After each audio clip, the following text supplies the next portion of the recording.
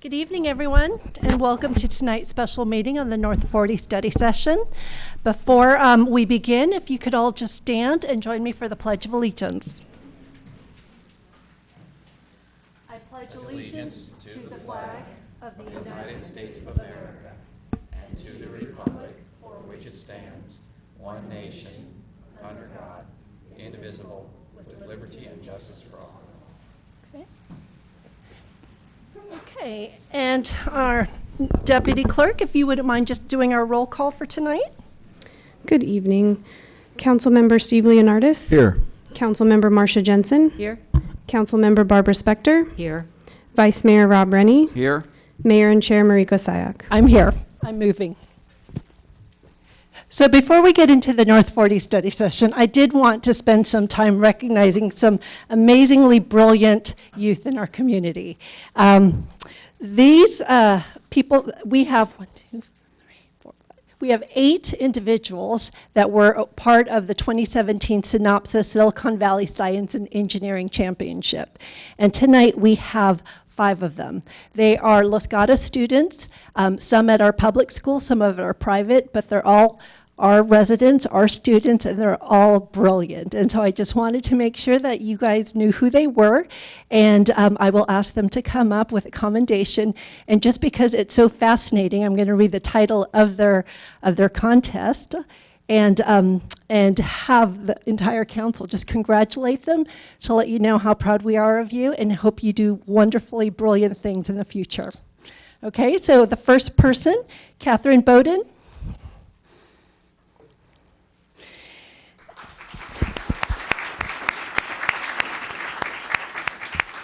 And so Catherine is currently a senior at Los Gatos High School. Her project was a biocompatible micro droplets, a paradigm shift in the reversal of atherosclerosis. So,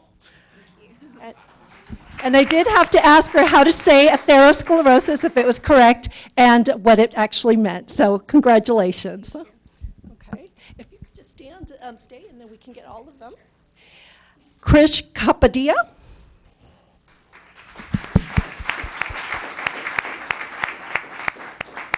Krish, while a 10th grader at Harker School, the title of his project, The Use of Salivary Proteins as Novel Biomarkers for Concussion. Thank you. Avi Patel. And while a 10th grader at Los Gatos High School, the title of his project, Confirming the Coevolution of Supermassive Black Holes and Dark Matter Halos by Analyzing the Structure of Galaxy Bulges. So, very impressive. Come on up. Pujita Tangarala, excuse me. Okay, I think you might be our youngest. While a 7th grader at Challenger, the title of her project, A Green Low-Cost Absorbent for the Removal of a Dye from Aqueous Solutions. So, very impressive, thank you. And then Arnav Gatani.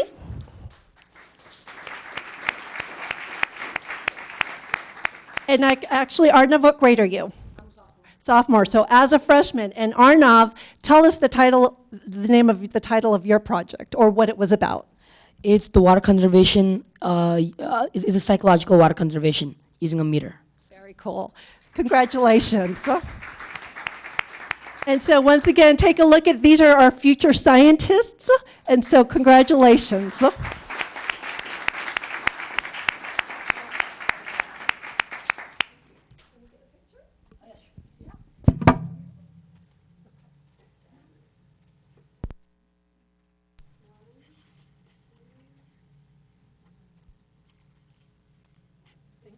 Thank you all so much.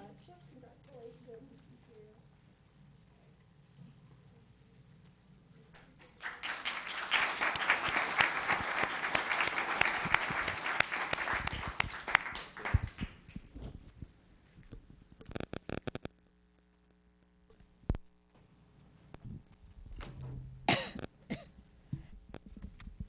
Okay. So you guys are welcome to stay or you're welcome to go. I know homework piles up, but it's all up to you. But thank you again for bringing them. So as you know, tonight we have one agenda item, but before we do so, we have verbal communications. Do I have any speaker cards? So, no speaker cards for verbal communications. So we will go straight into potential amendments to the North 40 specific plan.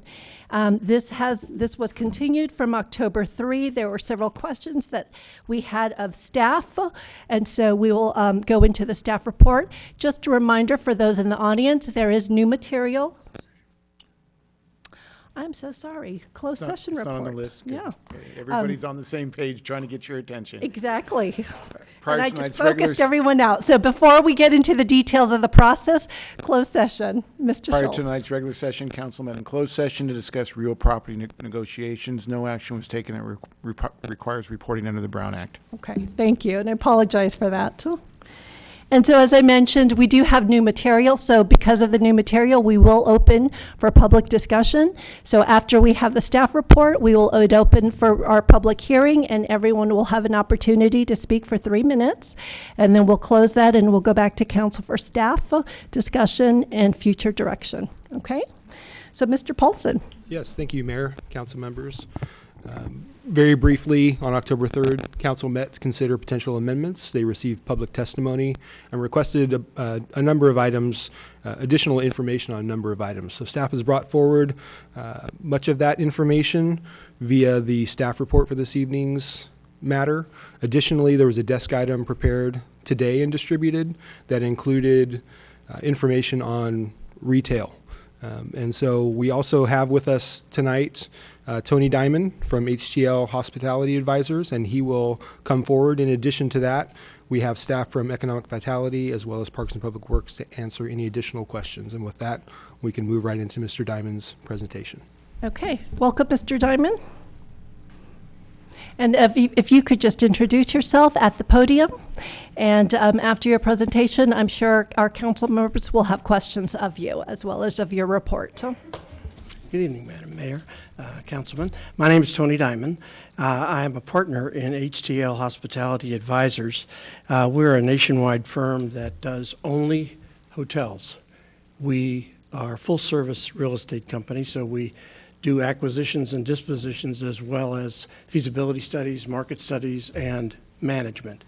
My expertise is primarily in the asset management field. I currently do asset management for the city of San Jose on the Hayes Mansion off of Blossom Hill Road. We've been in business since 2001. We've done about 750 feasibility studies during that period of time. So we've had quite a lot of experience helping people doing their job of trying to decide whether they should develop or not. So we had a very narrow question asked of us by the city as to whether or not there was a feasibility of possibly doing a hotel in the North 40 section of the 20 some odd acres that are remaining, and whether or not that would be feasible to do. We basically took information that we had on our files, as well as getting new information about what was going on in the San Jose area, as well as this area here, Cupertino, Campbell, just about all the cities around, and what the occupancy and rates were doing for the hotels, and what the anticipated amounts would be for a hotel if it was to come into this particular area. The site itself, let me go on here to the, is that going to do it for me? Just this button? No, that's a pointer. Sorry. There we go. Yeah. Apologize. Okay. We did an area overview initially, which contained all And of Mr. these- Diamond, if you want to take the microphone, so as you're, that way we can hear every word you say, and we have this being Not to recorded. Turn around so much. Thank you. Let me walk over here too. Can you all see that? Okay.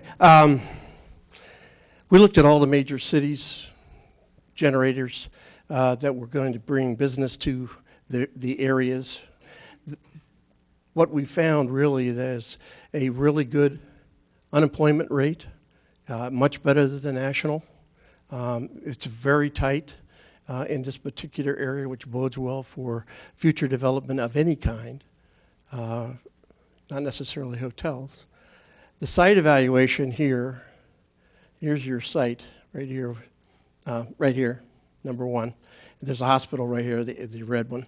And these are the other major generators for jobs in the area, Netflix being the largest.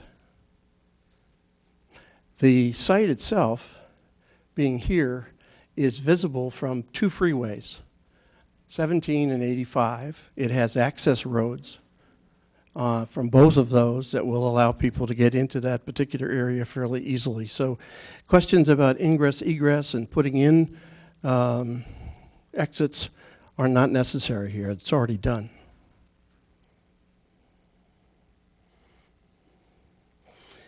We wanted to find out which hotels would be competitive to this particular site if the hotel was to be built. So we selected the ones that are closest, obviously, which are the Courtyard in San Jose, Doubletree in Campbell, the Hotel Los Gatos here in town, the Larkspur Landing in Campbell, the Toll House Hotel, which is in here, located here, and also the Valencia Hotel. We included the Valencia because it's an upper upscale property and is in an area that seems to be envisioned by your plan of commercial, retail, office, and residential. And this particular area that the Valencia is in has all the characteristics that you could have here in this particular location. Also, it gave us an upper end in terms of the scale, ADR, and occupancy.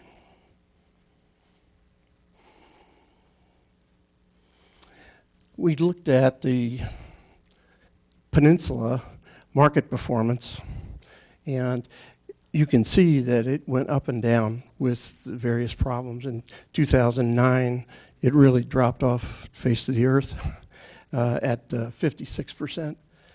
And then it started to come back. But it's taken a while for it to come back. By 2013, however, it was back above 75%. For hotels, that's very, very good. When you get to an 80% occupancy in hotels in an area, you basically are reaching saturation point. You really can't get much more than 80%. You have a demand issue at that level. But in these numbers, what it shows us is that the occupancy is there. With the occupancy, the question is the demand there, and will they pay for staying in the properties? Here we see in 2016, the average ADR. ADR is average daily rate that anyone would pay, and you take all of the deals that you can get. If you look at travel sites, you get a hotel for $49.99 and things like that. Well, in San Jose and the Peninsula, $207 was the average ADR. Pretty good. And basically, you have to call 2 weeks in advance just to get that. If you multiply occupancy and rate, you get what's called RevPAR. And RevPAR is revenue per available room. So if you have 1,000 hotel rooms, that's the revenue that you're going to get. In this particular case, oops, go back. In this particular case, $165. The interesting point here, however, is that the percentage is starting to drop.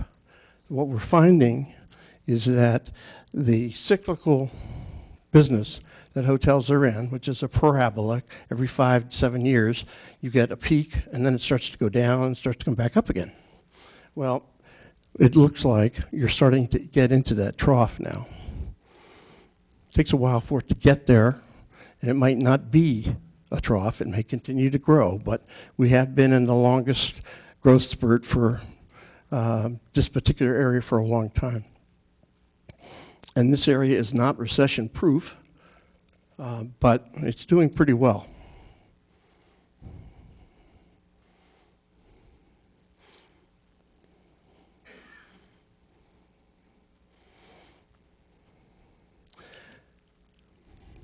Here's the STR, another buzzword for hotels.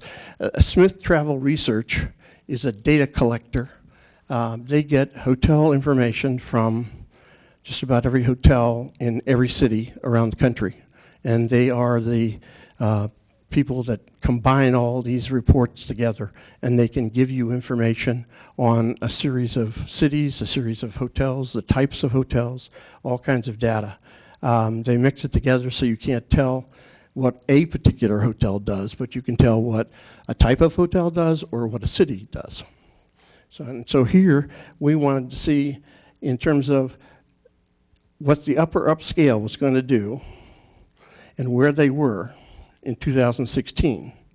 This is discretionary income and people on expense accounts. And 78%, $225, $176 in RevPAR. These are exceptional numbers. And what happens when you have these kinds of numbers is you have development happening within a period of 24 to 36 months. Somebody's going to come in and develop some property somewhere because there's demand.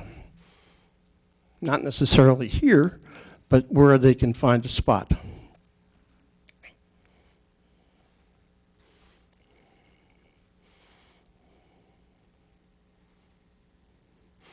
This is really talking about, again, what we just chatted about, the competitive market performance. Let's look at just the bottom of what it's been doing. And you can see that over here, the percent change of 2.9% starting to slow down. Now, what does that mean for a future development? Well, if you were to start the project today, and built it, and you were opened up a year from now, which is unlikely, you could have a problem with getting this particular rate because it looks like the market's starting to drop. Typical hotel construction is 18 to 24 months, so you're 2 years away, plus you have to get the entitlements and plans and all those things. So you're really probably 3 to 4 years, maybe even 5 years away. So by that time, these numbers will probably turn around and start going back up again. We always do SWOT, which is the strengths, the weakness, the opportunities, and the threats. Strengths we talked about, you've got good ingress, egress, you've got closest to the offices. We'd actually be a threat because Netflix would probably not continue to do business with Hotel Los Gatos. If you had a new higher end product here, they'd probably lose some of their business. But overall, the whole city can use this in terms of number of rooms, because you're under-roomed right now. You really have an upscale community, so the type of product that you'd be looking for in this particular location, we assumed, after looking at everything and looking at the rates and what was available, that you'd probably be in the upper scale product as opposed to a Motel 6, Hilton Garden Inn. You'd be somewhere doing business in that $230 ADR number, which puts you into that scale. Weaknesses. Right now, you don't have any amenities on the site at all. So there's nothing to attract the hotel today. So that has to be part of anything you guys decide to do, because without it, your hotel's not going to do very well. You need to have not only retail, but you also have to have additional restaurants like you have downtown here. You have great restaurants downtown, but not much up there. Your height limit will be in our opinion, an issue because if you are stuck with 45, you must have a larger envelope for the actual building, and the costs will go up as a result. You want to have 6 stories, 7 stories, 8 stories, somewhere in there. This comment here on the land price. Hotels are real sensitive to the amount of land price per square foot and how many rooms you can build based upon the cost of the land. It's a big variable, and something has to be worked out with the master developer here so that the hotel site itself can get the hotel built and use land, go vertical, and not pay so much. Otherwise, its ROI is not going to be as good. Opportunities, we only listed 3, but there's lots of opportunities in this particular site. The sky's kind of the limit for you guys on here. Threats, the cyclical market that we just talked about, that's a problem right away. You have to time when you are going to open. So when you start construction, length of time, et cetera. And there is a potential downturn. There always is in any real estate development. You have 2 hotels in Cameron Park, would probably be directly competitive when they come in. That'll be an issue. And so the selection of the type of hotel that you put in here is going to be very critical. I'm going to stop for a second and get a little water. I apologize. I've had a cold for a week and I can't shake it. But this will help. Much better. Okay.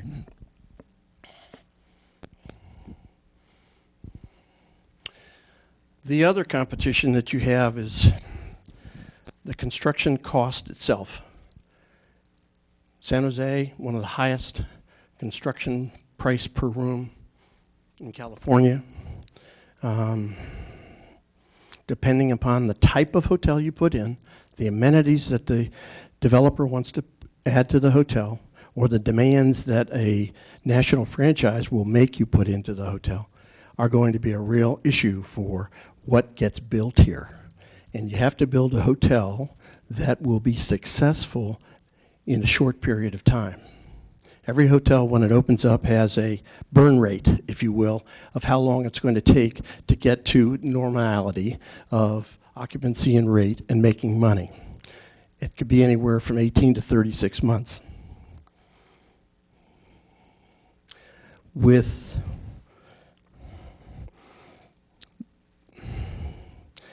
the San Jose construction costs of $350,000 to $450,000 per room, you're looking at 150 room property, about $40 to $60 million, depending upon what you put there.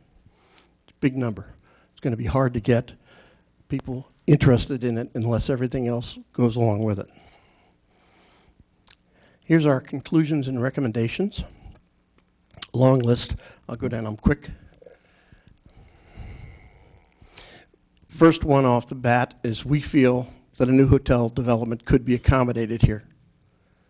And the hotel site within the North 40 project enjoys advantages over the sites that the competitive hotels have. It's better. You have better ingress, egress. You have better curb appeal. You've got the actual town of Los Gatos reputation. It is an upper scale community. It does very well. It's very successful. It's a very strong market. And it would indicate that with that type of property that we talked about would probably do well here.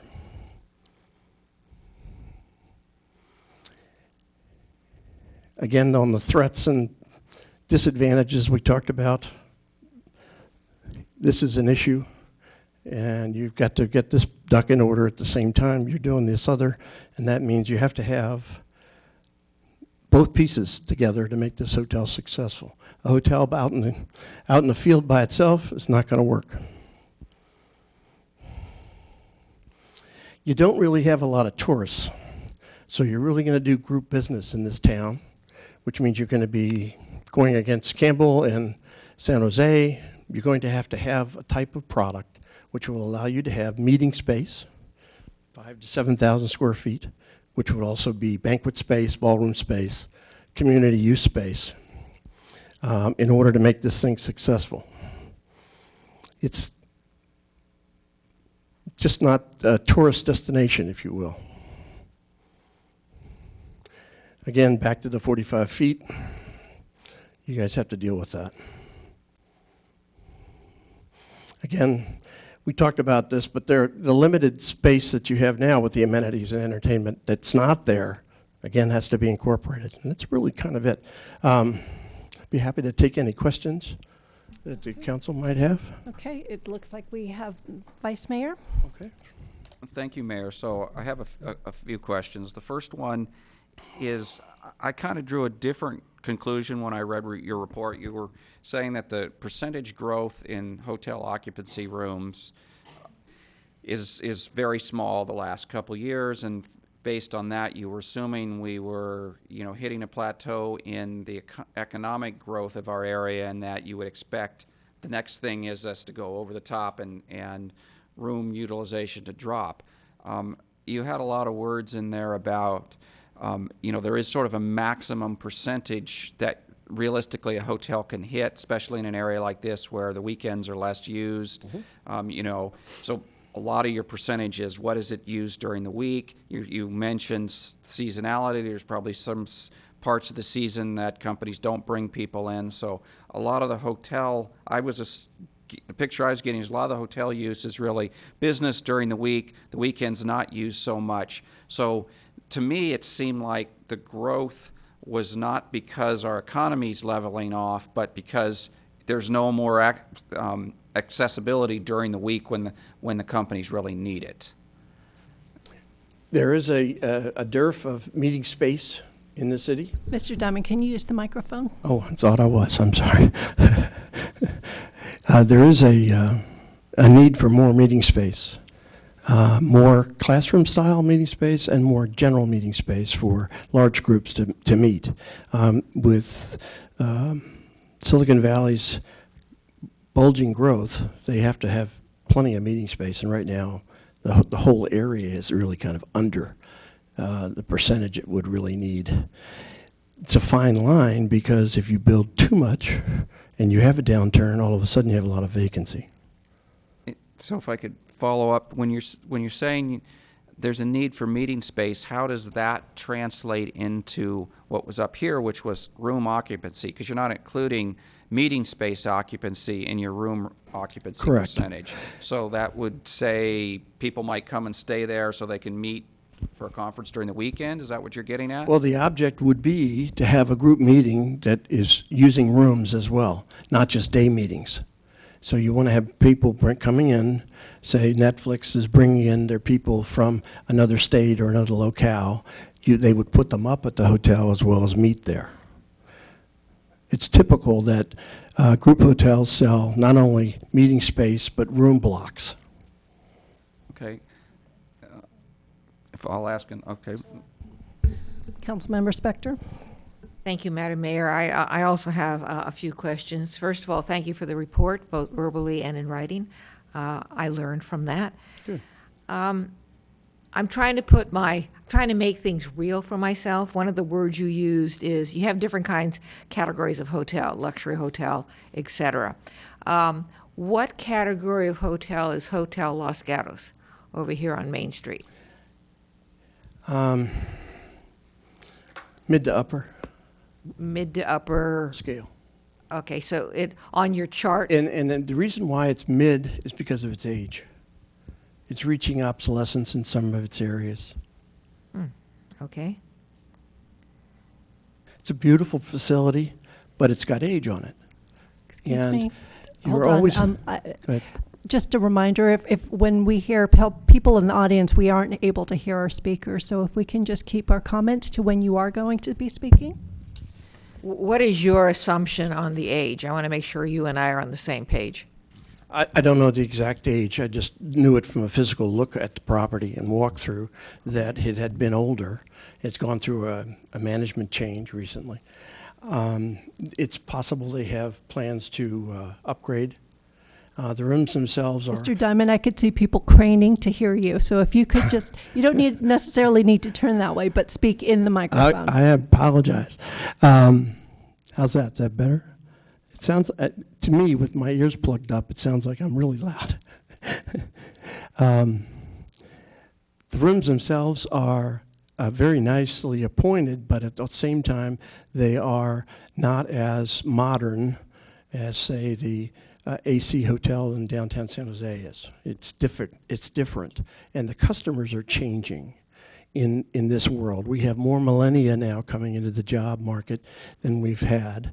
We've had more baby boomers who are exiting the market. And the baby boomers' ideas of what a room should look like are different from what a millennium person would go for. All And right, they and- want the tech side, and that's what's lacking here. And when you say mid to upper, I don't recall that as being a category in your report.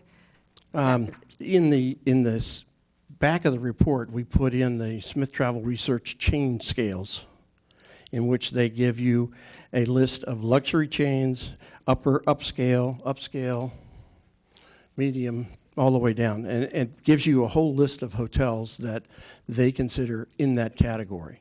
It's just informational only. It's not really saying that your hotel would fall into this particular category, but it gives you an idea of, okay, if you're going to go after a hotel to put on this particular site, what works and what doesn't work. And obviously, we talked about the Motel 6 not being one that you would say, oh, let's do that, because it's really going to benefit the town. You really want to have something that the town can be proud of and use and want to use. All right, you also, in your recommendation, talked about a hotel with a gross square footage of 100 to 160,000 square feet, 150 to 200 rooms. Mm-hmm. Then you also mentioned meeting rooms of 3,500 to 7,000 square feet. Are those meeting rooms of 3,500 to 7,000 square feet an additor to the 100 to 160,000 for the hotel, or are they included within They'd be included. Okay, all right. But that assumes that you're going to be more vertical. If you have to have those rooms outside of it, you're going to have a larger envelope for the construction. Does that make sense? Yes, it does. And you had been talking about the envelope and the cost of the land per acre and the cost of development, which you did give us. Is there an anticipated, by hotel developer, is there an anticipated amount that is expected to be paid for the land per acre, or that is anticipated for the ROI?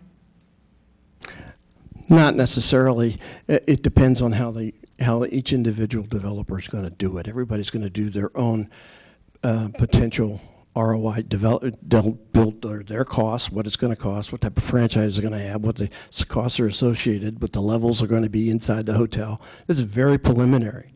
And so that the number of rooms is going to be dictated by how high you can go and how much money you can raise. Because we said $300,000 to $400,000 per room. If you go from 150 to 200 at $300,000, you're $60 million for that hotel. All right, thank you. Okay. Councilmember Jensen? Thank you, Mr. Diamond. I had some questions regarding the amenities that you said were necessary for a hotel to succeed. That it would have to be surrounded by something. It couldn't be in an empty field. All right. So I have a couple of questions on that. My first is, you put up a chart and you were indicating where you would draw users, and you put Netflix, Xiling, Roku, etc. So I'm wondering, what's your opinion on whether or not it's important to have any kind of office space as an adjunct amenity to the hotel itself? So, for example, an incubator, an R&D space, whatever that may be. Do you have any opinion with respect to how that works with a potential hotel? It's not whether or not it works, it does, but it's how much. So it's really a quantitative issue, not should you or shouldn't you. You want to have office space if you can, if it works for So the development. Give me a ballpark for, I can't do that. can't, okay. I can't do that. And with respect to amenities, you mentioned some retail, restaurants. I'm assuming that a hotel that you're talking about would have its own restaurant. Yes? And what other types of amenities do you think it would be important to have, given your market knowledge, to make a hotel successful? What you want to avoid in terms of that particular location is doing a Walmart, mini mart. You want to do an upscale, boutique style, very similar to your downtown that you have now, just extend it out if really. You want to have places where we'll draw not only the local population, but other people who come down and find that location and want to stay there. The worst thing you can do is to have a hotel that has nothing outside of it, and there's nowhere to go, and there's no place other to eat except at the hotel. If you're in the hotel at a meeting for 2, 3, 4 days, you have breakfast, lunch, and dinner, and second day, okay, now where are we going to go? And you're going to have to, if you don't have it there, you're going to be putting these people on buses. If you put them on buses, they're going to go somewhere else. And the next time they book the meeting, they might not even book it with you. They might book it somewhere else because of that location's amenities. So you want to have the community that you have to keep them. Any further questions? Vice Mayor, you had a couple, and then before we went to Councilmember Spector. Okay, yeah, I think some of them have been covered.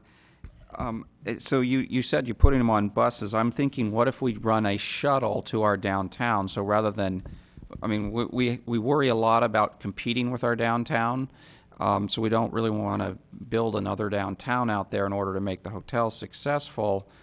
What if we had a shuttle that ran to downtown frequently? So then they were going to downtown, not somewhere else.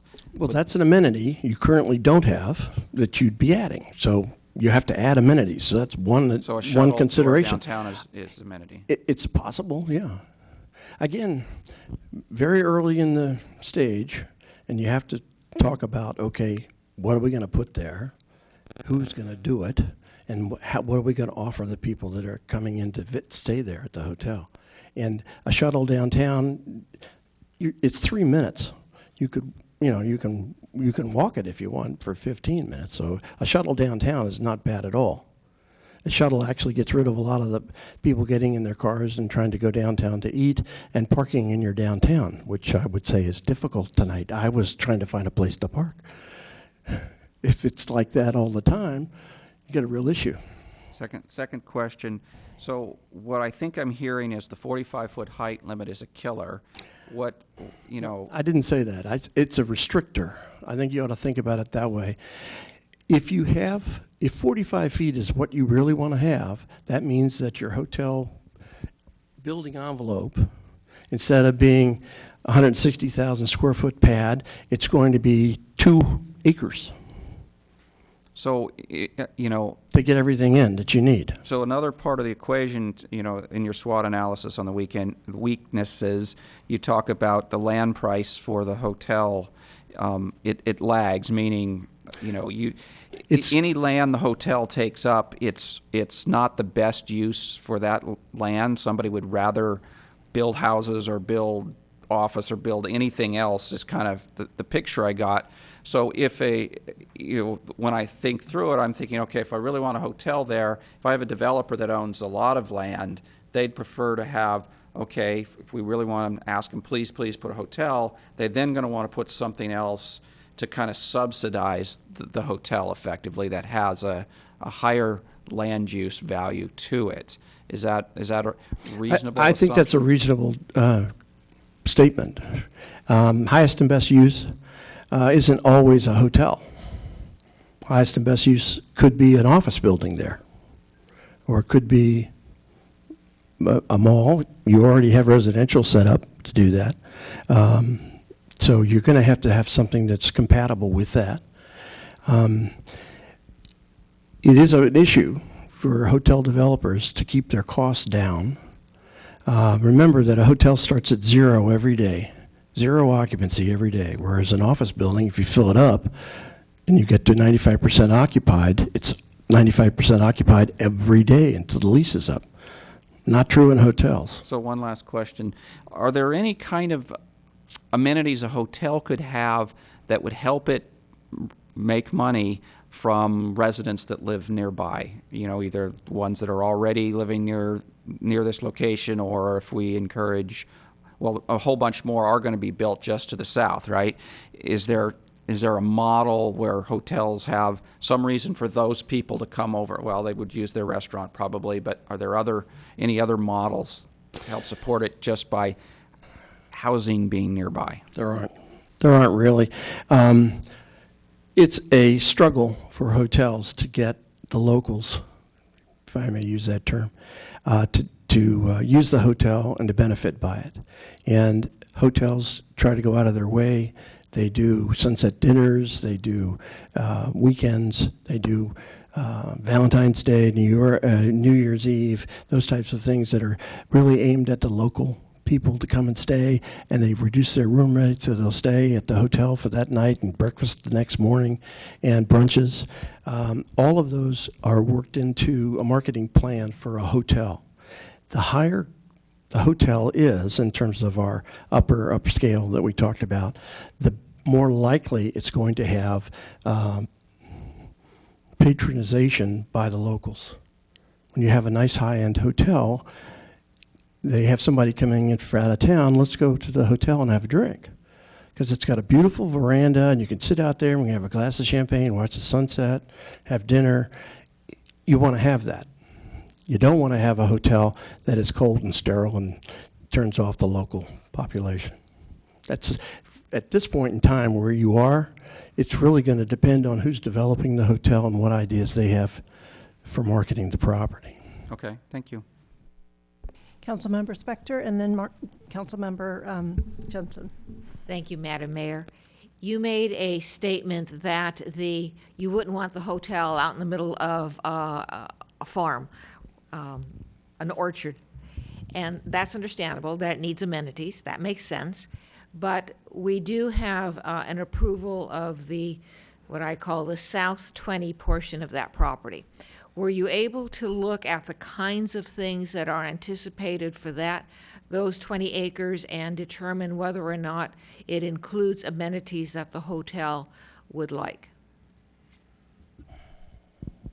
All I saw from the first 20 acres was residential. And I talked about a buffer zone, if you will.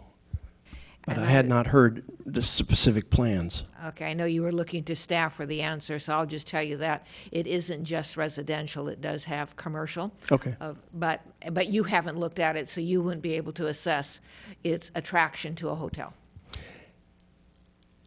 Generally speaking, if you have commercial of the right kind, so you're not having a tobacco store in a strip mall, that kind of thing. If you have a regular, what you would consider a nice stores or a nice group of stores, it's going to help the hotel. All right, we have no tobacco and whatever else you said. We should be okay. Well, I was trying to be graphic about it. Thank you. Councilmember Jensen. I want to go at the amenities a little bit different way. Sure. As someone with a lot of experience, at least with people I know very well, and having done it myself with business travel and a certain type of hotel, I think of what I think are a necessary amenity within walking distance of the hotel, which is not 15 minutes. It's like if I get up at 5:30 in the morning and I want to go to a meeting, I don't want to get on a bus and go downtown. So I would want a coffee shop, some kind of little convenience, some market of some kind, a gym, a restaurant or two. What else? What do you think are absolute musts as an amenity for a hotel to be successful? Well, quite frankly, those are amenities in just about every hotel you go into these days. Well, They're going to have a there's coffee lots of bar. them that have coffee places, within a half a block, or they have a relationship with a really nice gym, not the room that's carpeted, on the second floor. The upper scale So- hotels will have all those things, and they'll have them built in already. It won't be a little table over here with a couple of cups of coffee. It'll be something that you can enjoy. It'll be an amenity of the hotel. And they will have a gym, most likely. It'll probably be a full-service gym. I don't know whether or not they'll have a pool. That'll be dependent upon a whole bunch of factors. But they certainly will have exercise machines and those types of paraphernalia. They'll be there. Right, so there's exercise machines that are in a room on the second floor, and then there's like a real life gym. But leaving that aside, Correct. If you included all those amenities that you've just described, in keeping with your observation about, well, if I have 7,000 square feet of meeting space and I don't get a height exception, that's going to spread out the footprint. If I put all of those amenities that you've just listed into the hotel itself and I don't add height, how big is my hotel going to end up being? It's a very difficult question because there's no concept to look at. So you're asking me to say, okay, in 35 years that I've been doing this, what would you say? And 2 to 4 acres would give you a lovely spread, keep properly even some of your, are they peach trees in the site? Are those peach walnut trees? Some of those, you could have running trails, jogging trails, those kinds of things. Exercise, sort of the things that go around the Oracle facility up north. Those things are available, but you need some acreage to do that. You don't want to use too much acreage for just the hotel because it's very expensive land. And the more amenities you put in for the guests that are spread out, the less you have for office space and retail space and other things that will generate sales tax and benefits to the city. So it's difficult. But that's really what you're looking to do. And some hotels have just one little room. Some hotels have 10,000 square feet of spa. Mr. Diamond, something different. In terms of the in your analysis, the type of hotel type, we have Good Samaritan right next door. And that's probably closer to walk in 15 minutes rather than downtown.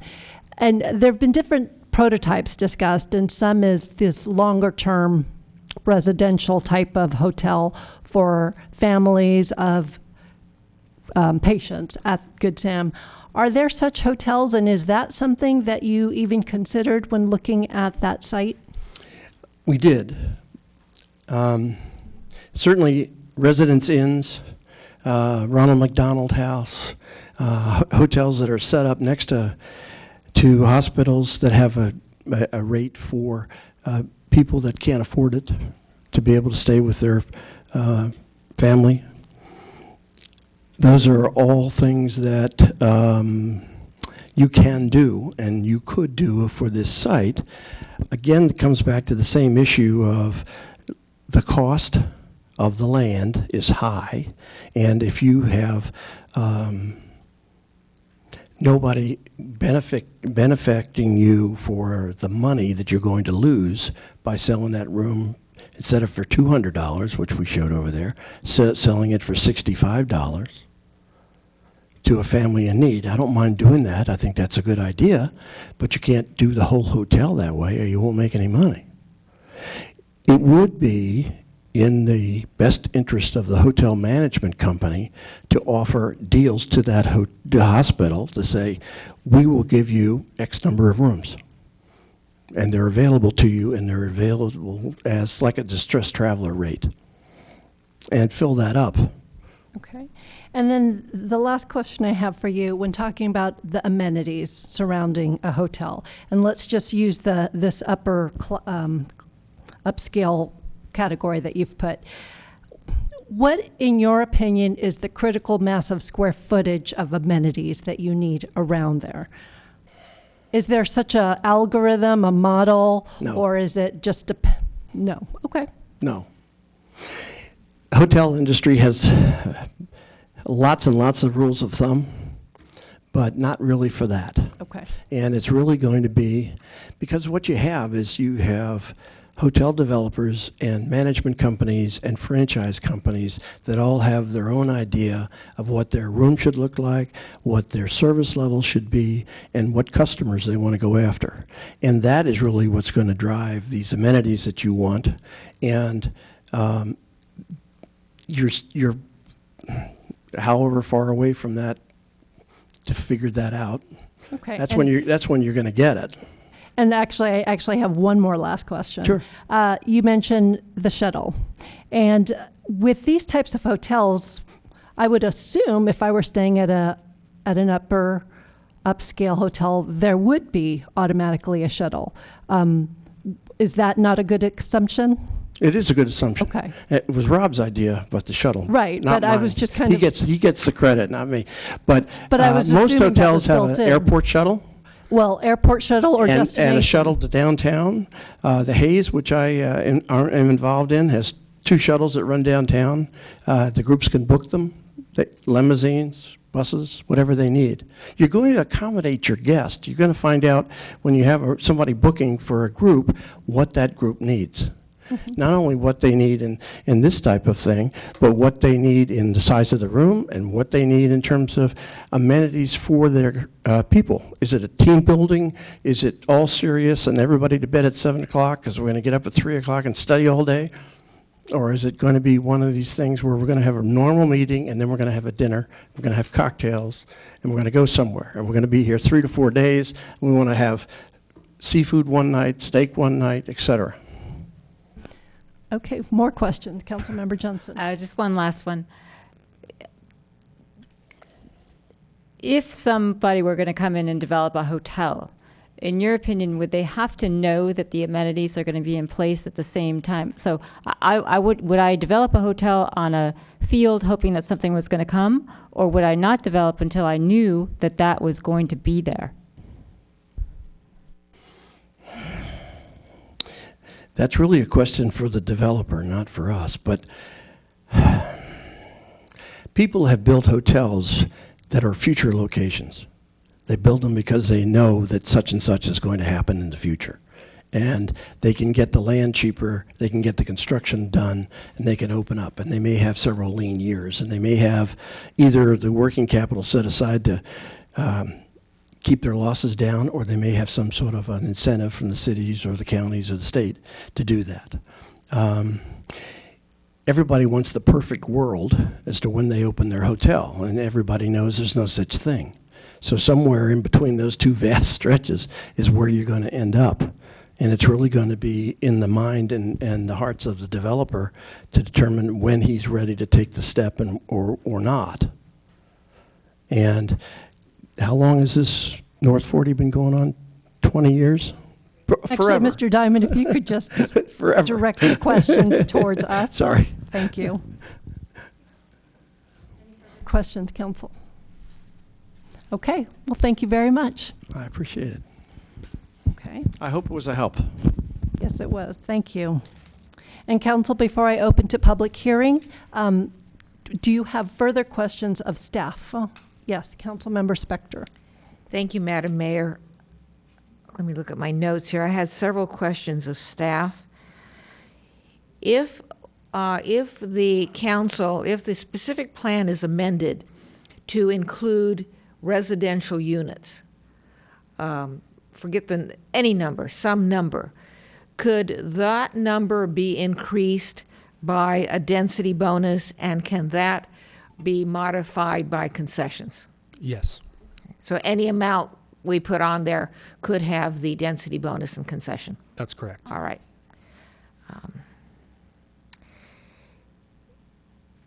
We received testimony last time that we had this hearing about concerns of being near the freeway and wanting to be, I think it was 500 feet from the freeway. What is staff's input on that? So the environmental impact report analyzed that, and I believe it was anytime after 2015, because there were new emission rules that were adopted, the outdoor spaces for the residential units needed to be 50 feet away. Staff doesn't think there's any basis for 500 feet, but that's definitely up for discussion for the council. I can pull out soon kind of the depth from the property line at 17 and the property line at Los Gatos Boulevard to give you an idea of what that is, but in certain cases that's over half of the depth of the site.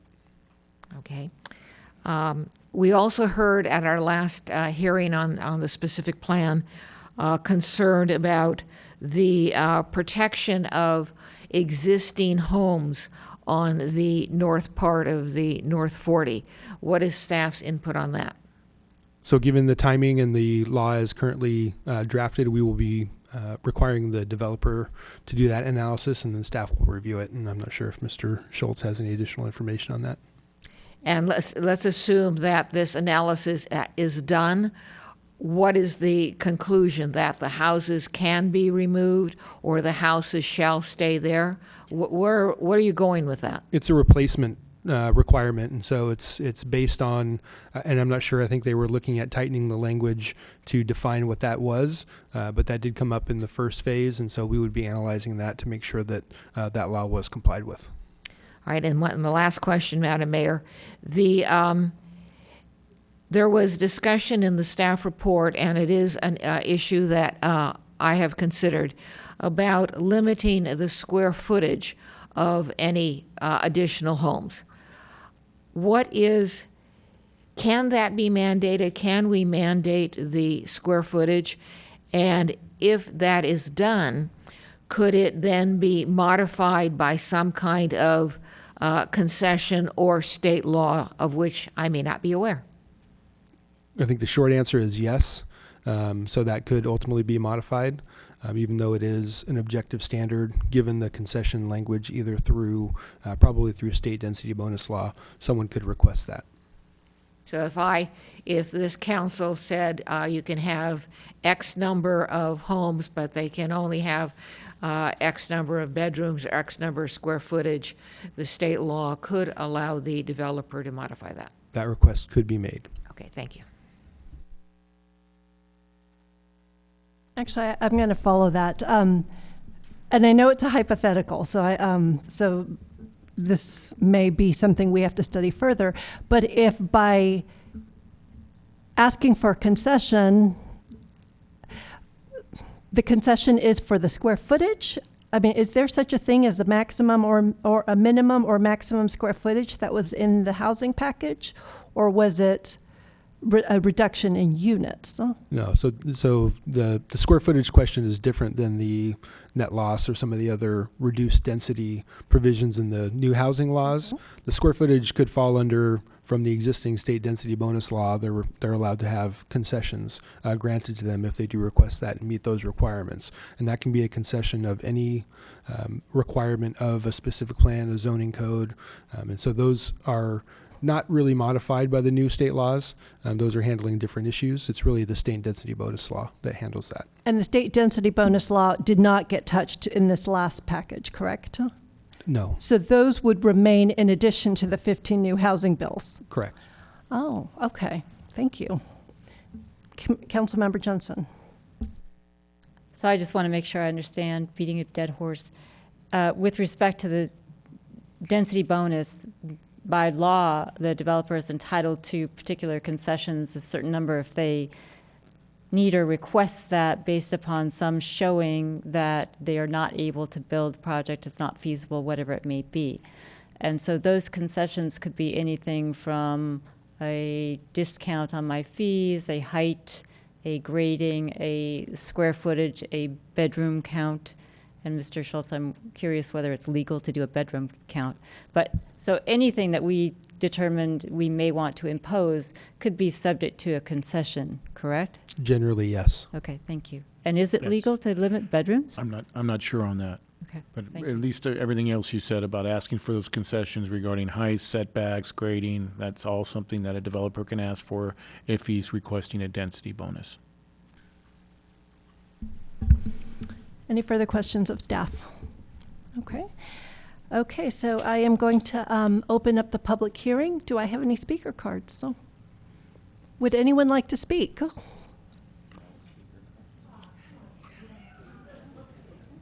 So you can go ahead and hand it to Ms. Lombardo and just identify us for the record. And be prepared, since you're the only speaker, you may get all the questions.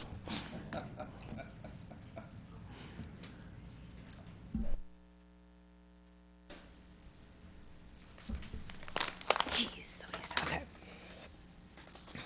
I should do this quickly. I've been practicing to keep this under 3 minutes. Editing, all right? Oh, no. Hi, I'm Jan Olson. I live on Lester Lane, right behind the Office Depot and across the street from the North 40. I've been involved with and have followed this project for the past 23 years. One of the basic tenets driving this specific plan is supposed to be that it addresses the needs of the local neighbors. I know that we have not been asked what we would like, so I threw it out there on Nextdoor.com, and these are the responses I got. It was said over and over in how we would love affordable, family-friendly restaurants that we could walk to and then be able to safely walk home. That was the #1 request. Quotes, good food, not the same restaurants as in downtown Los Gatos, Campbell, and Willow Glen, something unique.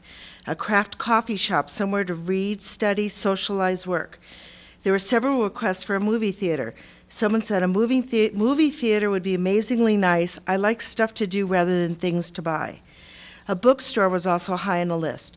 The remarks included a used bookstore would be fun, and I second that an independent bookstore would be great, especially after losing Village Books downtown. There was a comment that incorporated all 3 desires. I agree with the bookstore and movie theater.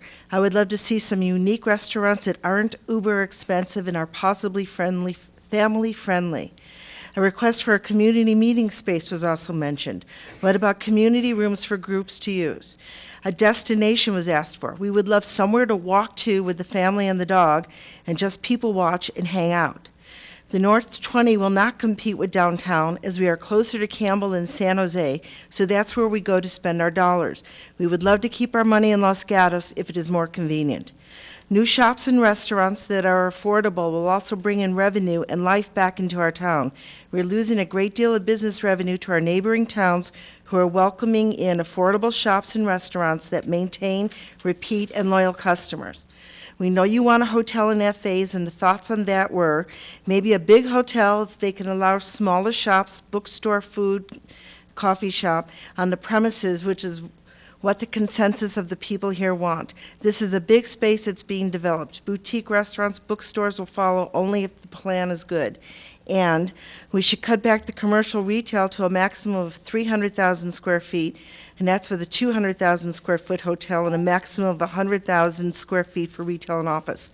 Though I guess that's a little bit smaller than what bigger than what that gentleman was saying. I believe the surrounding neighborhoods should be polled to see what we would like in the North 20 before you finalize the amendments to the specific plan. We are the most affected and the least heard. Thank you for listening now. 10 seconds, cool. So thank you. And I know that you did forward that to us, so thank you for. I edited it way down. Thank you. Vice Mayor. Thank you, Mayor. So maybe this is a difficult question because I know you were giving us everybody else's ideas, but the first 20 acres proposal, well, I guess it's a real project now, has 66,000 square feet of commercial in it. There is, my understanding, plan for 3 restaurants. Do we need more commercial than what's already going in? Well, we don't know what those restaurants are. They're just restaurants. Hopefully they're family restaurants, because that's what we really don't. We have nothing on our side of town. That would be great. And then the other spots wouldn't. It all depends what's going in. I don't know what that market hall's gonna. They don't know what it's going to be. Oh yeah, maybe we'll have some things that are growing from our orchard. I mean, it's all so vague. It's just space, and it's okay, here's where it's going to be, and this is how much square footage. But there was nothing saying what's really going to go in there. And if these things can be incorporated into what's already, that's great, because we would love anything. We don't have anything on our side of town. We really don't. So if I could, one more question. So as the town, since we don't own the property, it's difficult for us to say there must be a bookstore, for example. No, I know. But we could strongly encourage the developer to have study sessions, community meeting study sessions. Would that be a good way to go to try to influence the developer? That would be wonderful. And I really think that you need to get hold of the neighbors. And my view is doing a direct mailing. Everybody gets their mail. Everybody, if they see a postcard and it's put to them, they may not see it in the newspaper. They may not see it if it's more vague or what's new in Los Gatos. And I think if they really try to come to us, and I'll do my part to rally everybody, because that's kind of what I do. Okay, thank you. So I'm curious your thoughts based on what you heard and or read from our hotel expert. I mean, there's a lot of what you shared with us could be built into those amenities that he shared, but as we've also learned from our experience with phase one, how do you write a plan? You can't dictate No, I know. affordable, friendly, and good. My idea of good is different from my son's. So Right. So because I know you've been with us throughout this, what are some of your thoughts as we move to the next phase? I know you can't specify, hey, this is what we want. I know you've got it by square footage and you've got it by how you're zoning it and whatever. Here's hoping that the developer hears what the people want and tries to incorporate that. I know we can't tie their hands either, but it would be nice, and I'm putting it out there. And as far as what I heard tonight, it sounds like everything is going to be up. He would like things to be really upscale. And I'm hearing affordable, affordable, affordable. And so another upscale restaurant is not what our neighborhood would go to. We might go to it, but it's not what we want.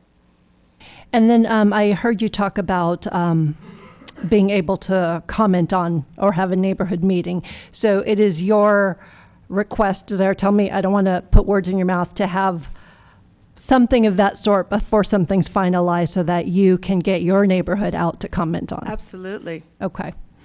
Any further questions? Yes, Councilmember Jensen. Thank you for being here.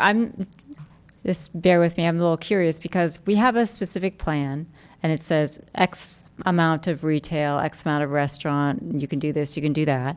And as you've conceded, we can't tell the developer, I want a bookstore, I want a specific kind of restaurant. Everything that you've mentioned is allowed under the current specific plan. So what amendment do you think is required to get to where you want to get? Not sure about that, other than the breakdown, because I know you've been looking at the square footage, the different, maybe it's more just putting it out there that this is what we would like and just getting it out there. And let me follow that. This is what we would like, meaning I'm going to use your prop, this specific plan? Or is it, in your opinion, something visual of perhaps the various models, the hotel broker, where you lay out different options and prototypes?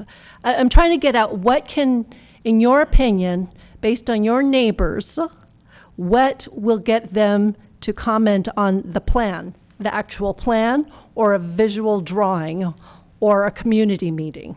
I think a community meeting. If they were going to read the plan, they would have read the plan. I don't know that they have, to be really honest with you. As I was encouraging people to come to the meeting, I said, don't wait for the orange story polls to go up, because then it's too late.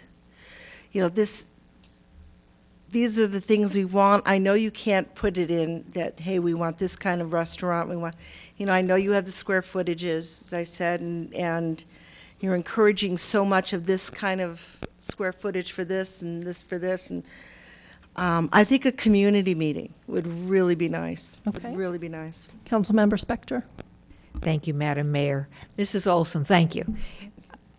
I can tell from what your questions and from what you've been saying that you seem to get it. And when I say get it, get that the town has some authority, i.e. you can have office, you can have retail, you can have this. But we don't decide whether it's going to be a bookstore or that. So given your understanding of what we can and cannot do, what realistically would you like us to do vis-a-vis your vision?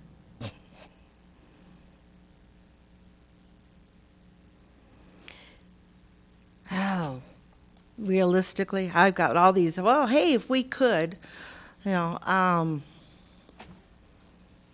guess, other than ask, to meet with the town people and kind of look at how you're looking at the whole thing with the hotel and whether it's going to be upscale and any amenities and the footage and if we're going to have more homes and what other kind of items we're going to have there and allow there. Maybe we, hopefully the developer, whoever ends up developing it, will hear what we want and incorporate that into the whole plan. Thank you. Okay, thank you. Any further questions? Okay, well, thank you, Ms. Olson, and thanks for putting it out on Nextdoor and braving the responses for us. Chris Chapman? Hello, my name's Chris Chapman. I live at 201 Mistletoe Road. I'd simply like to read a letter to the editor that was in the San Jose Mercury News about a week ago because it addresses a lot of these concerns. It's in the Mercury News every day: traffic jams, housing shortages, overcrowded schools, a frail water system, a failed or non-existent public transportation system, an environment in decline, crime, absurd commutes, stretched public services, and abusive driving. All are the results of overcrowding. Our leaders have failed us as they focus on business growth with no interest in the resulting consequences. A prime example is Google in Mountain View, soon to be followed by Apple in Cupertino, proposed San Jose build-outs.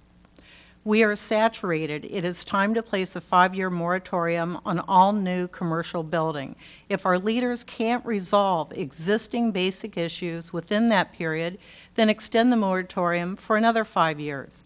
Expansion without dealing and resolving basic problems that already exist smacks of sheer incompetence with our leadership at the city, county, and state level. My comment is, until this county resolves the intersection of 85 and 17, then why are we, as a town council, approving more building on top of the South 20, I guess we call it, for the congestion? We aren't a cohesive government anymore. We have our own little plot of what we're going to do, but less than 100 yards from where this hotel might go, or whatever it is one of the most massive traffic jams and congestion. I'm actually surprised that they're saying it's something other than residential, and that's probably very good because people are going to get more and more in tune with, well, what about the particulates from the freeway and other issues. But specifically, I don't know why we're doing anything until we address traffic issues. And thank you. Any questions? Okay. Lee Quintana?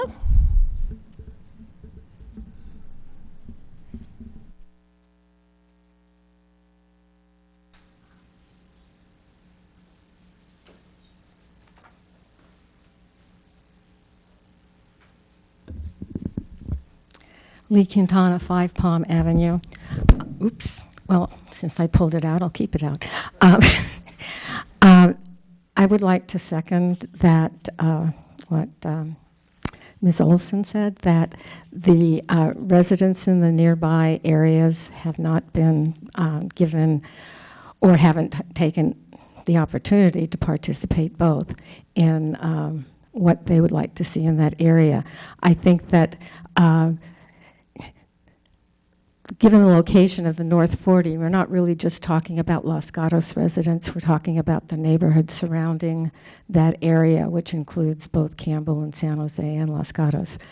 But I'd like to say that I think that was one of the lessons that we should learn from this whole process, is that not enough of the stakeholders were included in the planning process to begin with. Having said that, any amendments that you choose to make, I would request that you're careful that it maintains the integrity of the entire plan, and we don't wind up having a north 20 on the north 40 and a north 40 on the north 40, but that we still have a north 40 that's an integrated concept. I would like to ask that in one of the amendments that you make to text is to clarify that lower intensity residential does not mean lower density residential. And that in chapter 1, you provide at close to the beginning the overall concept of how the North 40 land use intensity changes from the south end to the north end, and how the reverse happens with the number of dwelling units. I'd like to ask that you add a section in the first chapter about the relationship of the North 40 to the housing element in the state and federal housing laws. Generally, on office, I would be favorable if it doesn't interfere with other objectives to lower the office rate, to emphasize neighborhood serving services. That would also benefit a hotel if we should have one. That we don't change the open space provisions because they're the best that we've had in any development in town. That we provide retail for local serving uses, and that we increase the residential. And I'm going to add this, I don't know if I have time to. It's my understanding that as far as affordable housing goes, it's not a question of the size, it's a question of the number of bedrooms that are proposed. And I don't think you can limit the number of bedrooms. Ms. Quintana, you have some questions, Vice Mayor? So the question I think we keep trying to ask different people is, how much additional retail do we really want? I think you just said more retail, right? No, I didn't. Excuse me. I did not mean more retail square footage. I meant neighborhood serving retail. That would be the emphasis in the retail. So again, the question I asked before was, we already got 66,000. Is that enough? Do we want 100,000 more? I can't answer that question because I don't know the sizes and the types of uses and comparison. I don't think we want Walmarts or that type of use. But I do think we want uses that are not just high-end. I think we want to serve our local residents as well. And I second that thought on restaurants as well.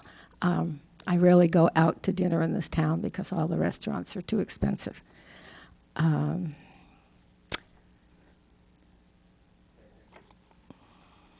Councilmember Johnson?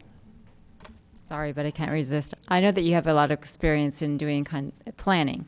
And this is, of course, is a concept, not a development. So as I listen to Ms. Olson, the suggestions are basically what I get with a development proposal that then they could comment on, not a specific plan.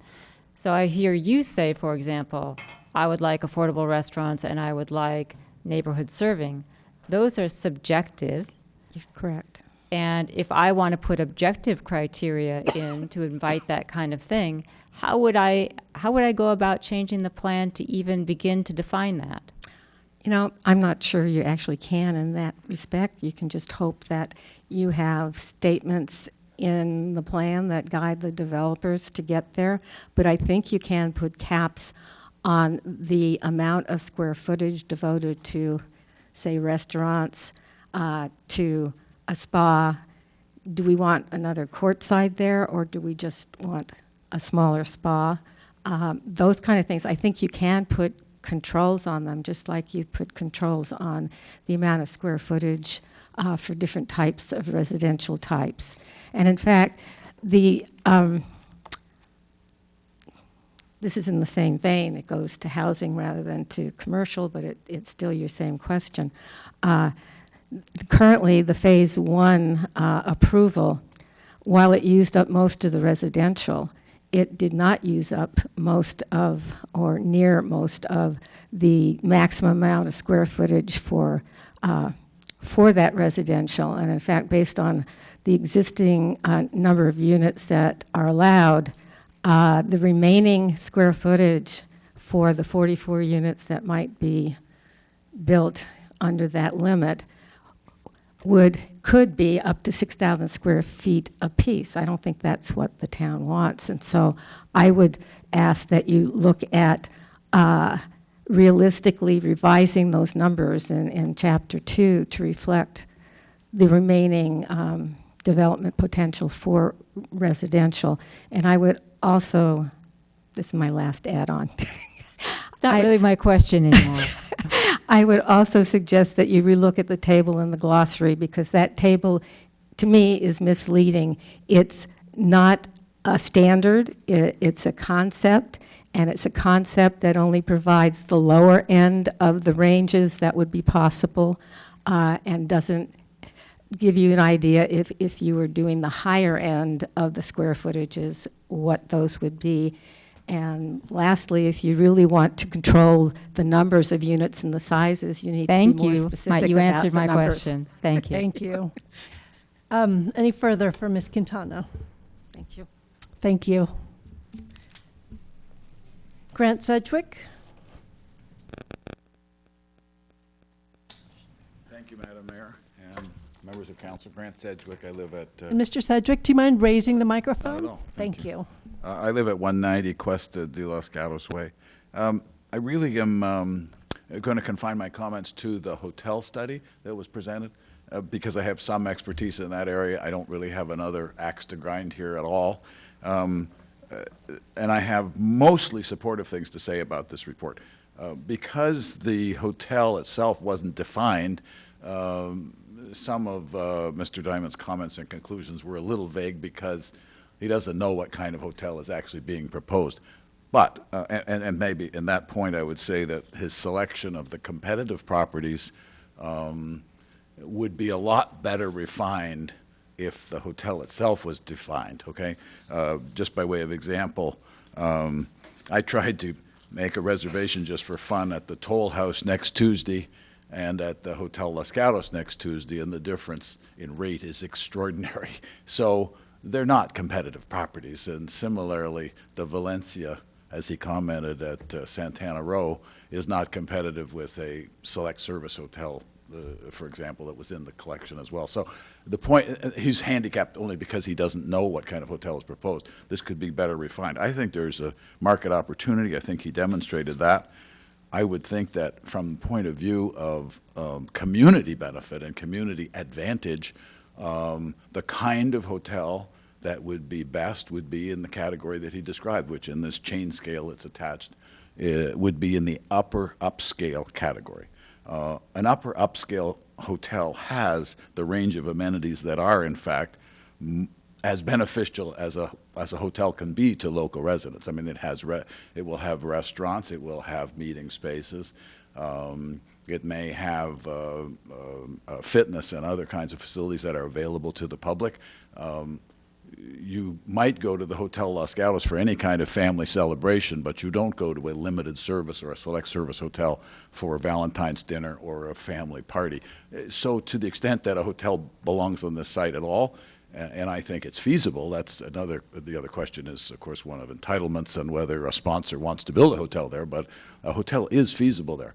I would agree with almost all the technical things that he said about the hotel. Watch my timing. It will probably consume about 3 acres. He put a range of 2 to 4. I would say the right size is about 175 rooms. Again, it's not my decision. It's what will attract the right kind of branding and management and capital. And then finally, his range of size in 700 to 800 square feet, gross floor area per room, is about exactly right if you're going to have full service of amenities and facilities. So the report is reliable, I think, in my opinion.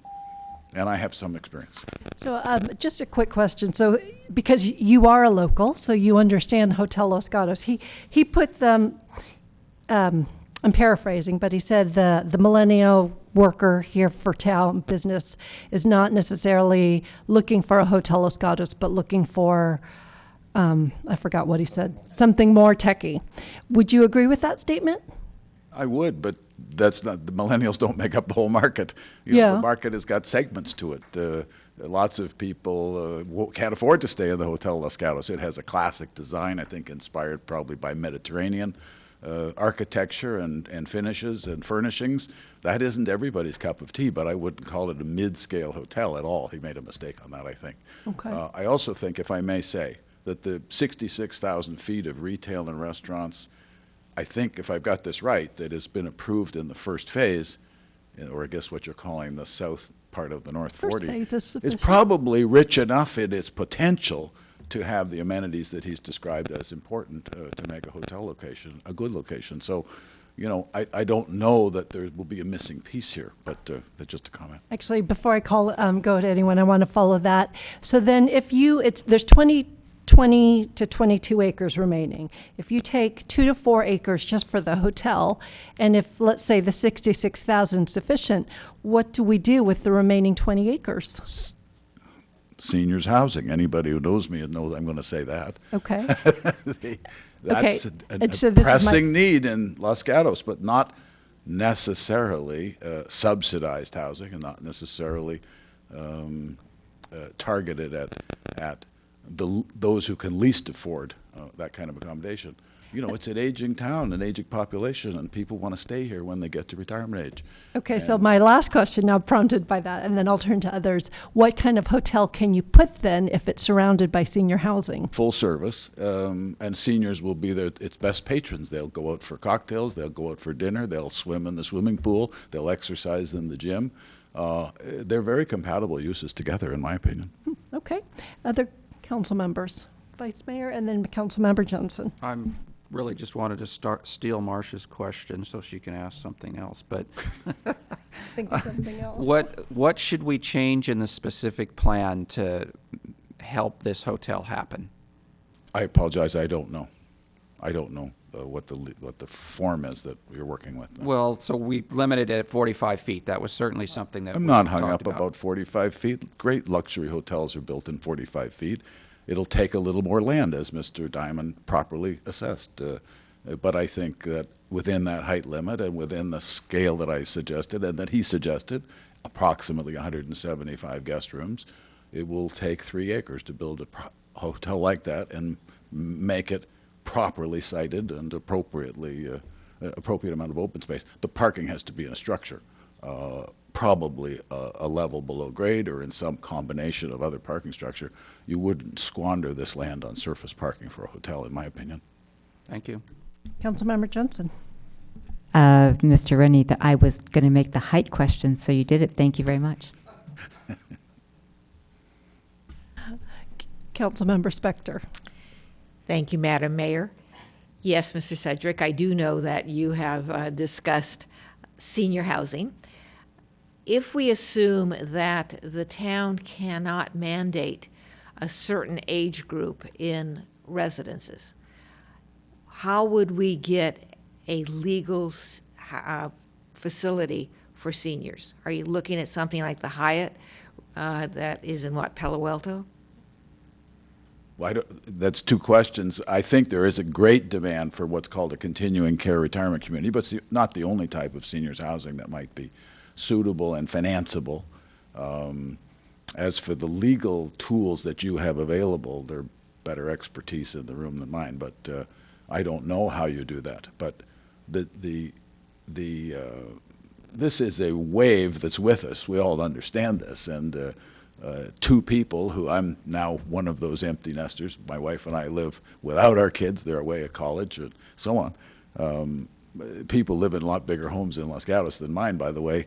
They don't need the space and they don't need the care that it takes, and they want to stay in town. I think there's a great opportunity here, and I have for several years thought that there's a great opportunity to do a good quality seniors housing development. And when you say, you're talking about a continuing care facility. I like the continuing care model, yes, in that Palo Alto community that I think you've seen. I'm pretty sure you have, that we proposed at another site at another time, would be a good model, and but there are others. Okay, there are thank others. You. Any further questions? Okay, thank you very much. Thanks for letting me speak. Jane Sonnenschein.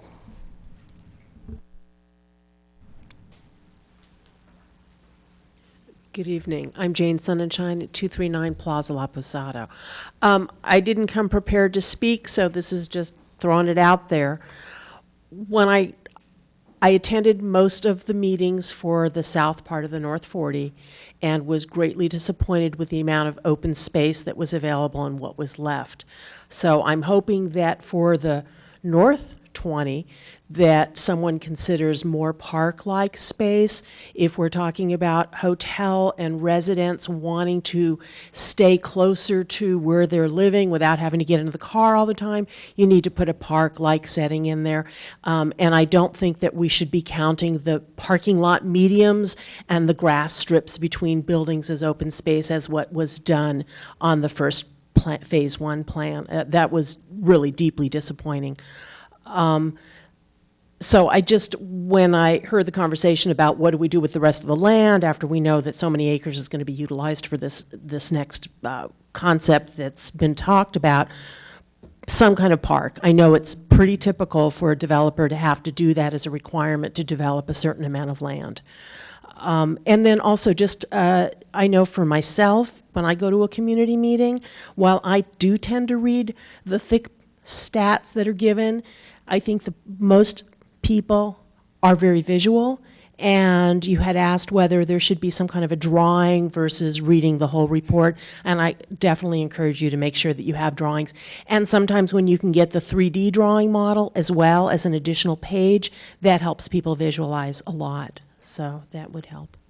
Thank you. Thank you. Any further? Yes, a question for you, Councilmember Johnson.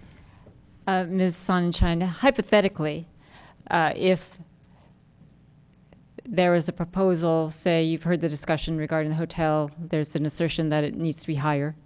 And I know that the proposal that Mr. Sedgwick was talking about many years ago was 7 stories.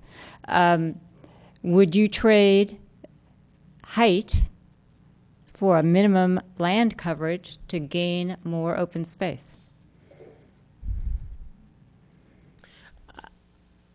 I think we need to avoid too much height. I don't live in that area. I won't be using that space, but I'm thinking about the traffic that all the residents and the hotel guests will be creating on our public streets if they want to go out and take a walk.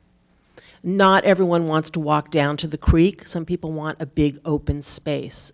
I live off of Keto Road on the other side of town, and when they developed a large school, I think it's Campbell, on Knowles Pollard Road, that developer put in a lovely park. All the residents around there use that park. They're not getting out.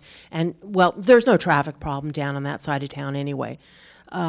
So, no, I wouldn't make it taller in order to allow space for a park.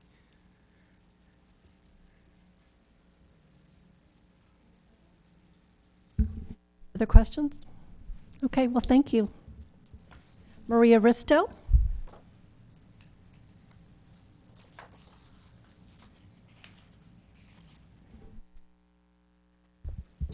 Hi, Maria Risto, 85 Broadway. I guess I have, well, first of all, I have an observation. I think it was great to have the consultant here to talk about the hotel because there's so many factors that I think we hadn't considered. And when you talk about turning different knobs, you know, what it allows and what it doesn't, I think it would have been instructive in the past. I don't think we'll have another opportunity, but to have a consultant talk about affordable housing. Because when we talk about, you know, decreasing square footage, that'll make a unit affordable. Well, it won't if the land is expensive or if there's only 3 units being built on 5 acres. So I think there's still parameters we don't understand. That said, the 2 things I think should be amended is there should be more housing. I would like to see it go back up to the original 364 units that was proposed in the draft-specific plan. We have a target to build 619 new homes by the end of our housing element, and I think we have at least 300 homes to go in the next 5 years. If we don't start making strides toward that, we're not going to achieve it. And I can't think of a place that's better for housing than here. We're right at the intersection of 2 freeways, minimize the total miles traveled.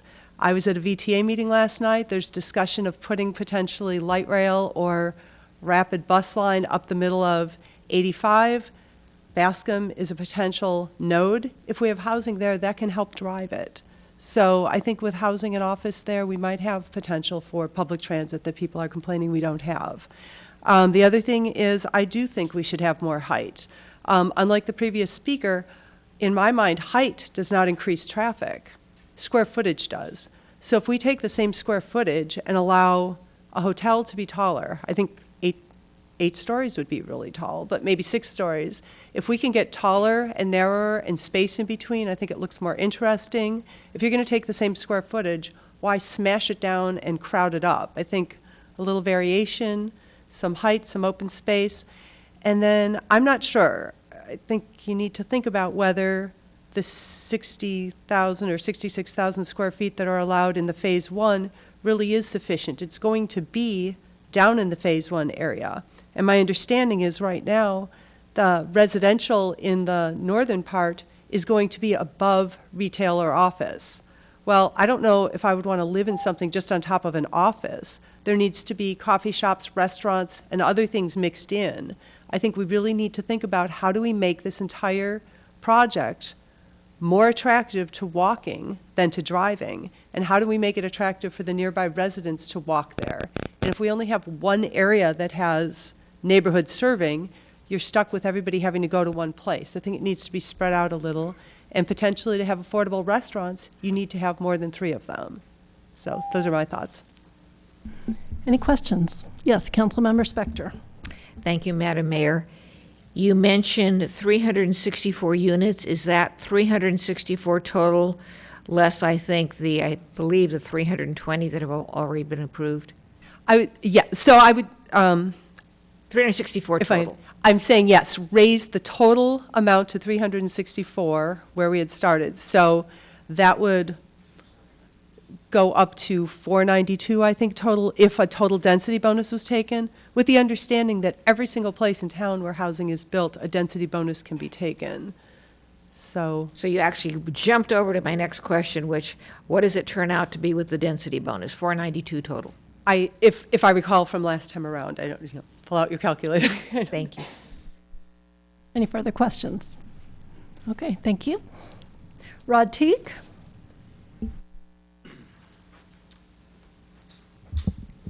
Thank you. Rod Teague, Johnson Avenue. I wasn't planning to speak tonight because I was playing guitar, gigging for the Chamber of Commerce gig tonight. Boy, do they know how to party. No, it was fun. It was a lot of fun, but I didn't think I was going to be able to make it. But a couple of things that I do want to bring up is that one of my biggest fears is that the north end is going to turn into a big retail commercial strip mall, and hence the reason for my involvement. So I think really what the mission here is how do we get the highest amount of revenue with the least amount of impact, and that's why the hotel keeps coming up. I think that I agree that senior housing is needed. I have my in-laws are selling their home right now, and they would love to live in Los Gatos. There's one senior home available in Los Gatos right now in the Los Gatos Commons. I think it's a $600,000 apartment-style living.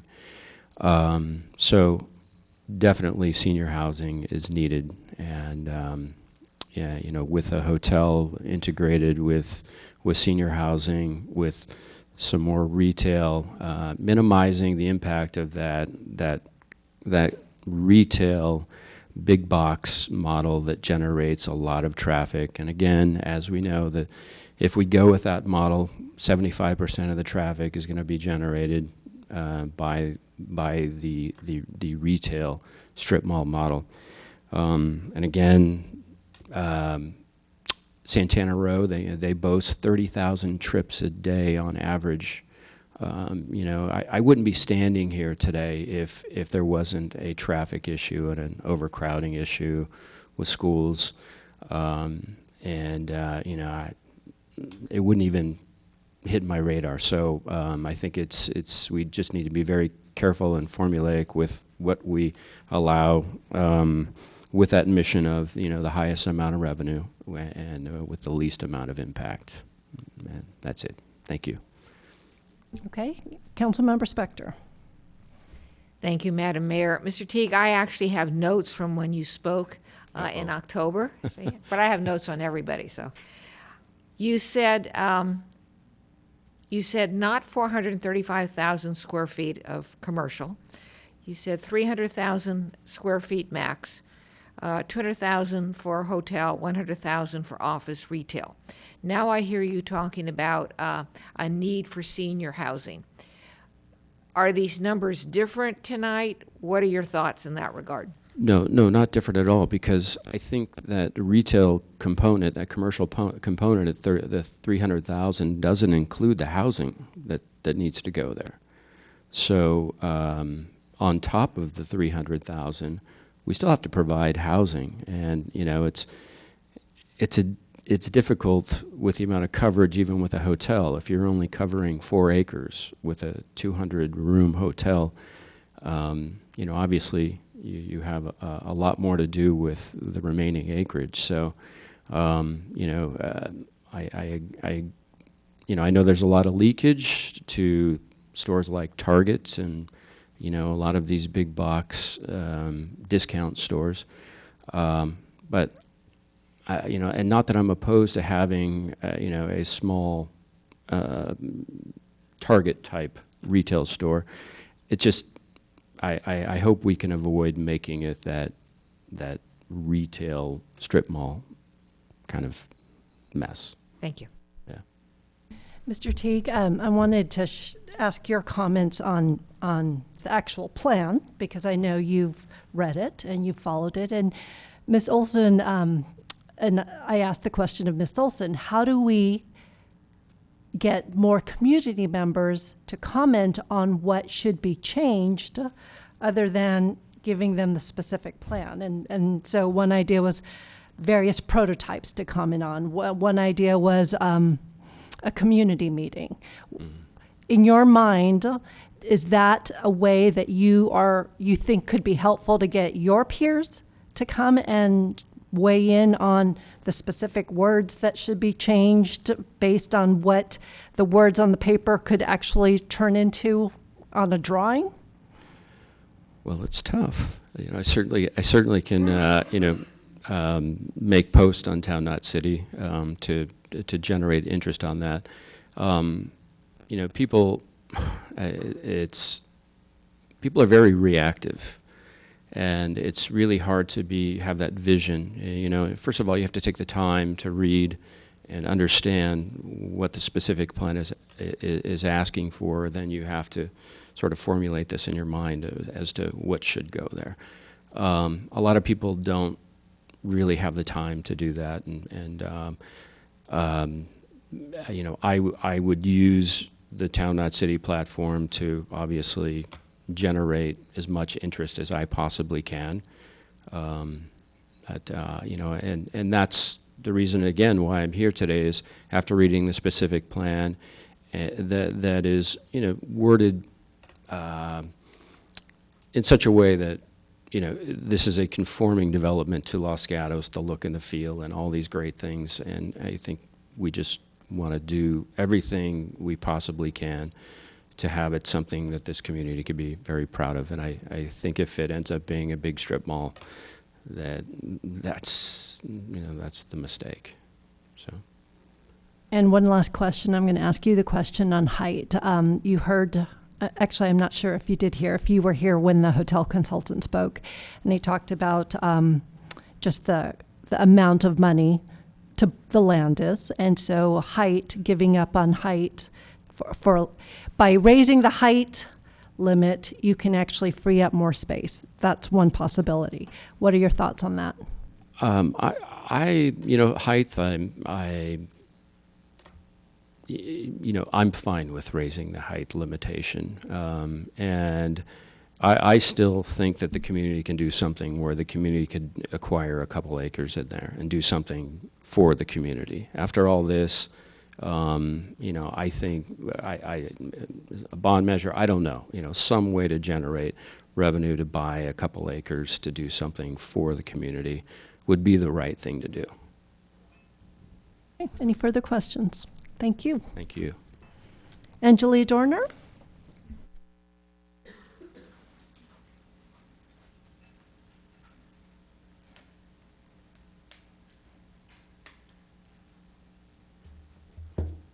Hello, Angelia Dorner, proud resident of Almond Grove. I just was writing notes during the presentation and during everybody's discussions here, and I just wanted to offer a few comments. As to the residential, I think we really have to think hard about increasing the number of total homes and what the densities could be, including the fact that people doing the commercial could actually get density bonuses as well, as I mentioned at the last meeting. The replacement housing, I think we need to make sure that we follow real compliance this time around, especially as to how many units are really going to be taken down. And the requirement does relate to the number of bedrooms of the units being replaced. So if there are 3-bedroom homes there now, then we need to allow for some 3-bedroom homes.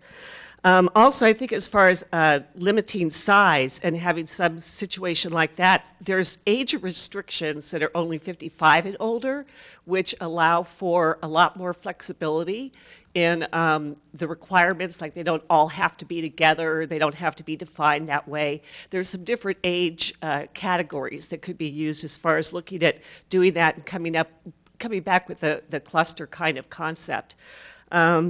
Then the secondary unit language, you might want to look into some of that's being reviewed by the Planning Commission right now, because the state has defined some things as far as square footage and limits on things like that. So if we sort of parallel some of their language, that might be good.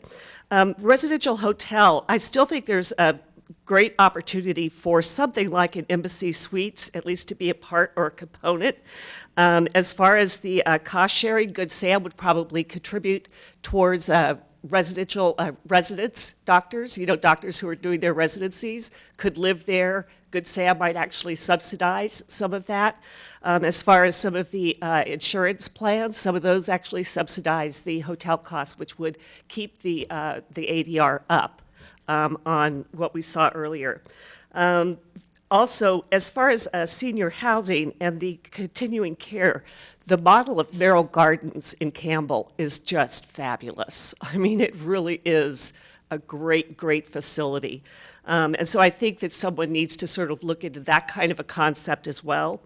Then I think also our jobs that have been approved in Santa Clara County compared to the lag of housing, I don't think we're going to have the kind of dip that he talked about before. And I think one of the primary things that we need to do before we increase community expectations is to find out who has options on the existing property. Who and what limitations are we really even trying to work with here? So I would be hopeful that the developer and or current property owners would share their thoughts with us so that we don't go down a path that they're going to do what they want to do anyway. Okay. You have questions, Councilmember Spector? Thank you, Mayor. You said something I just caught, 55 or older. What's that? There are actually 2 different levels of age-restricted housing. If you recall, the apartments that we had in the first phase all have to be together, they have to be identified, et cetera, et cetera. That's for a certain age up, and it can only include residents as that. But similar to the Commons, if it's 55 and older, it does not have the same limitations or restrictions that what we went through on phase 1. And there could be people there that could have the smaller homes and still have families. Thank you. And I've provide that to you if you'd like. I've got a good write-up for it. Any other questions? Okay, thank you, Ms. Dorner. Thank you. Shannon Hickok, sorry.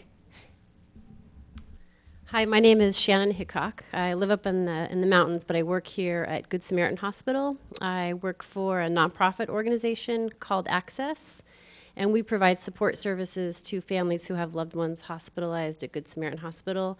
So Mayor, you touched on the subject matter of housing for the families of hospital patients. And our program does provide some sort of assistance with local hotels. We provide food, we provide transportation. And one of the things that we do see a need for is some housing for patient families. So I wanted to comment on that. Good Samaritan Hospital has a level 3 NICU, and so they see about 450 babies per year in their NICU. The other level 3 NICUs are Stanford, UCSF, and El Camino Mountain View. And a lot of these families with these babies in the NICU, these parents are displaced from their homes because they want to be with their babies, and some of these babies are there for days, weeks, and months at a time. So a lot of these parents want to be by the baby side as often as possible, but affordable housing hotels in this area is very difficult for a lot of these families, especially for extended periods of time. So I just wanted to touch on the fact that there is a need for such types of housing. I don't know that that has to be changed in the plans necessarily, but you commented on that, and so I wanted to just give you my input in terms of my experience with this nonprofit organization. Great, thank you. And then I'll turn to Councilmember Johnson. Are you familiar with the insurance programs that Ms. Dorner mentioned earlier, that there are some insurances that'll help you pay for housing or hotel use? Are you familiar with the financial aspects of those? In my experience, and I've been with the program for 3 years, we haven't had any insurance companies willing to pay for any off-site housing for these families. Not even for extended pay patients for NICU? Not that no families have expressed that to us. Okay. Now, it may, I personally had a situation where my daughter was injured at one point, and we had to have off-site housing at a hotel in Texas, and our insurance company did not cover any type of housing. They covered the medical bills only, but not any kind of housing or extra costs associated with the hospital stay. Wow, that's unfortunate. Councilmember Jensen. You may not be familiar with this at all, but I'll see if you are. Good Sam is planning an expansion, and are you at all familiar with whether any of those plans include some kind of housing options? They do not include any housing options. Their expansions, they've got expansions in the ER, they've got expansions, really that's the only big expansion. They're going to do some internal construction, but none of the expansion includes housing. Okay, thank you. Member Spector? Thank you, Madam Mayor. You mentioned some assistance for families that have to remain, let's say, here for an extended period of time. I believe you mentioned assistance in housing. You also mentioned hotel. Do you know the amount of assistance that's available to such a family? So we have one program that's very small. We have basically a single dwelling RV that's on the premises at the hospital. And so just to give you an example, that was occupied 236 nights last year. I think this year we're probably about 200 nights this year. And that's a single dwelling only. And oftentimes we have multiple requests for that particular RV. So there are opportunities where we can put some up and put someone in a hotel for an evening at a time. We don't have any really connections with hotels that allow us long stay, weeks or months at a time. We are trying to negotiate some contracts with some hotels for that purpose going forward, because the hospital is interested in making an investment in that. So, do you know how much the hospital currently does, if they give any monies, in assistance to people who have to stay in a hotel? Not to my knowledge. There are local hotels that offer discounts. They aren't. I really appreciate what they do, but as the gentleman was talking about earlier in his presentation, hotels are willing to do a little bit, but it does come down to the end of the day to, financial issue with them. But the hotels do offer discounts as much as they are able to. They have been generous with discounts. Okay, thank you. Any other questions? Okay, well, thank you. Thank you. Okay, that concludes our testimony for the evening. And we are going to take a 10-minute break. And then we'll come back for council questions of staff and discussion and hopefully some direction.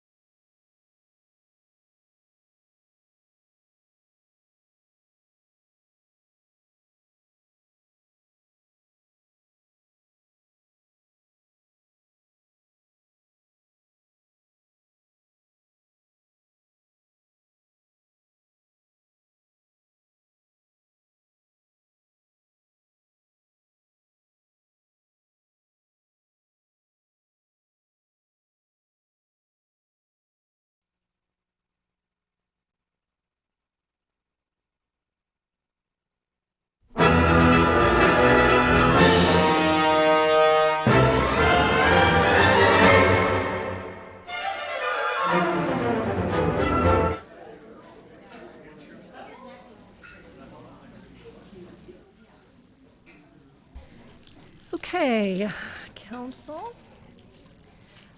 So let's start with questions of staff. Does any council members have any questions of staff? Oh. Councilmember Leonardis. Oh. Thank you, Mayor Sayak. I was just wondering, how are we going to go about this in an organized fashion? For instance, the Planning Commission made a number of recommendations. We've heard testimony from the public.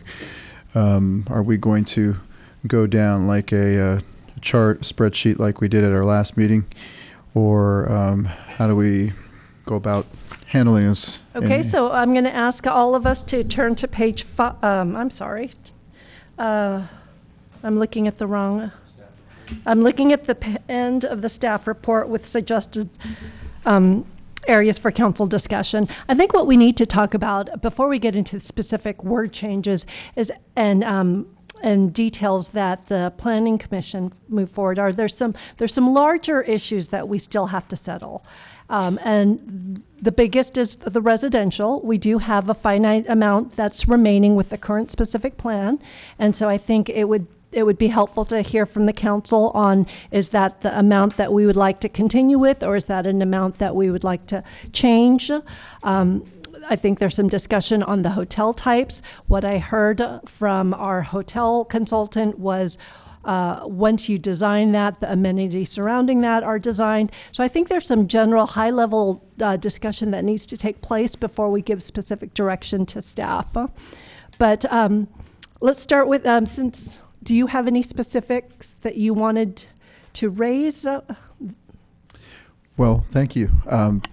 I think when it comes to the hotel, I like the comments which were made by Mr. Sedgwick. I think that was kind of right on the money. I'm not interested in any more housing that is what's currently proposed. And one other high-level point, I'm not interested specifically at this time in reducing the amount of commercial space which was originally allocated. And I am interested in perhaps more outreach meetings to the neighborhood. Okay. I'm going to go this way. Councilmember Johnson. Okay, so if we're going to do high end, I'm going to get very, very high end. Thank you all for your comments, and I think it's been helpful, and our staff report has been helpful. And all of you have great ideas about what you would like to see there. And as I listen to all of you, what strikes me is that everything you've suggested is allowed under the plan.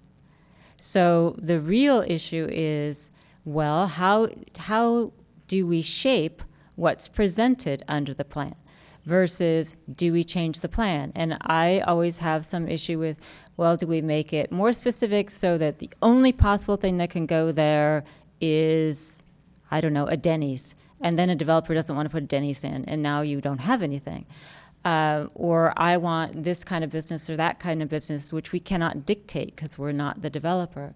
So how does this plan change? And I know that there is discussion and impetus to change it given what happened in the last one.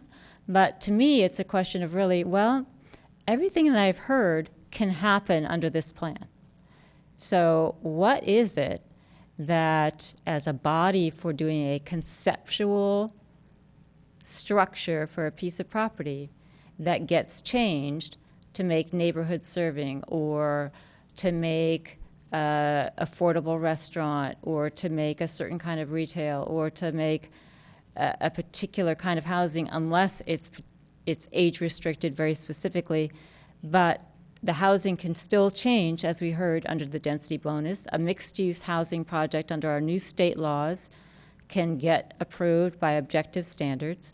So what changes in this versus, what you've all suggested? And so my difficulty is, well, gosh, you have great ideas, but I don't know how this changes to accommodate that. I can see cleaning it up for some of the things that have been suggested and the language, but I don't know that it particularly needs to change. So that's kind of where I am. If there was some insistence in changing it, I may go to the reduced project alternative that was in the EIR, which was 435 square feet of commercial, but that allowed up to 455 houses, and I don't know if we want to go there.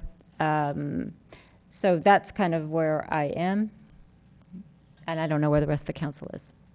Okay, so let's go down with high level.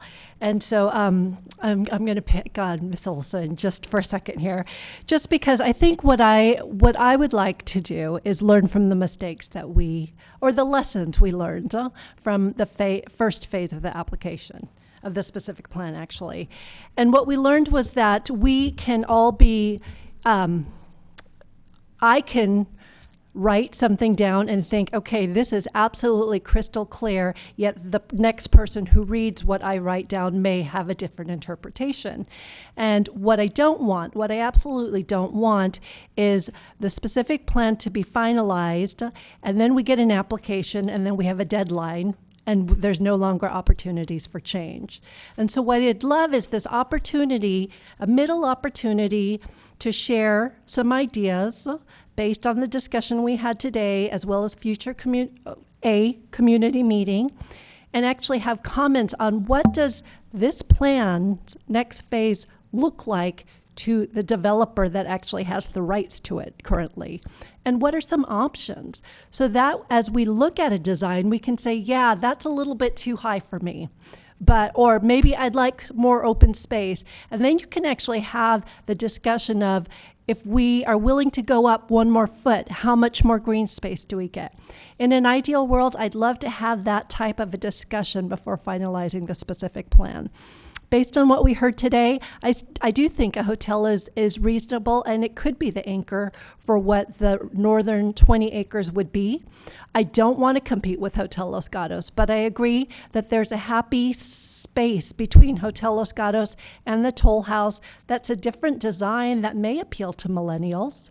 And that hotel is at a price point that does have that shuttle, that magical shuttle that will bring people downtown, so that we don't just create a synergy on one part of Los Gatos versus another. So right now, that's where I'm thinking. And if I were to change anything currently tonight, I'd like more opportunity and flexibility in Table 2.2 when we look at our office space. There's a lot of discussion right now about maker spaces and having flexibility, whether it's retail or commercial frontage, to accommodate the incubator space we've always talked about but don't necessarily have within our town zoning. So that's right now where I'm leaning towards. Vice Mayor? Thank you, Mayor. So high level and then a little bit specific. So one of the things that I supported originally was the idea that we wanted neighborhood serving, and we also wanted to capture as much of the leakage of sort of general merchandising and some of the other things that were leaving town. I'm sort of giving up on capturing the general leakage, because I don't think that kind of mall is really going to sell very well in town. You know, we've got a lot of people that are worried about our finances and the coming pension, increase expenses and liabilities, and that would be one way to address that, is to try to capture more of that leakage. I don't even see them out here saying anything about it either. So if I say, okay, we're not going to try to get, originally we talked about medium boxes. We didn't want large boxes. We didn't think that was Los Gatos. We talked about medium boxes at an REI or something like that. I'm still not hearing that that's really what we want, so I'm kind of thinking, if I let that go in my mind, then what is neighborhood serving? Well, I don't think we need as much retail space to do neighborhood serving than is originally allowed. So I'm okay if we change that formula somewhat. One of the things that, again, back in the very beginning, I think when I first came on council, that I liked the idea of, we kept talking about senior move-down units. And that was, we can't dictate, we can't dictate an age from here. A developer can come in and say it's going to only be that, but we, by law, can't say this must be senior only kind of thing. But we can facilitate and say we'd like to see those kinds of units that would be friendly to seniors. And so that's things that are single story. And this move down unit idea that was in the past that kind of died, was the single flats with an elevator to get people up to them. So as you're aging and you don't want the stairs, or you can't do the stairs anymore, or you're worried in 10 years you won't be able to get up the stairs anymore, there'd be elevators in it. So that was one of the things that I really liked in the original plan, and that pretty much died when we limited the height to 35 feet. We ended up in the South 20 with kind of this squashed down because of the price of land. You end up building more of it. So I would like to see us do something to allow the move down units to occur again. It's either, I'm thinking either allow 45 feet for those types of buildings, and it's probably 45 feet plus some extra feet for the mechanical, the top of the elevator shaft and so forth. I don't know if that ends up at 50 feet or 52 feet or whatever it is. Maybe you word it as main building 45-foot max plus the mechanical. Something to enable the move down again to occur. When I've talked to the developers, they are interested in that if they can make it work. They can't make it work with 35 feet. That was clear. We didn't get it. I still would like to explore that for what's left out there. I would like to bring us back to our original 364 that was allowed on the site. We moved it down to 270. Let's skip the bonus parts. There's more that can come with the density bonuses. But the language was 270 allowed that we took down from 364. I'd like to go back to the 364. I think, again, if we're not trying to go capture the leakage from the town, the general merchandising leakage and so forth, then you've got more space for more housing, which is a less intense use anyway, going to be less intense for traffic. So I'd like to see us move in that way and encourage more of that instead of the bigger the medium boxes we thought might go out there. Let me check my notes just for a sec.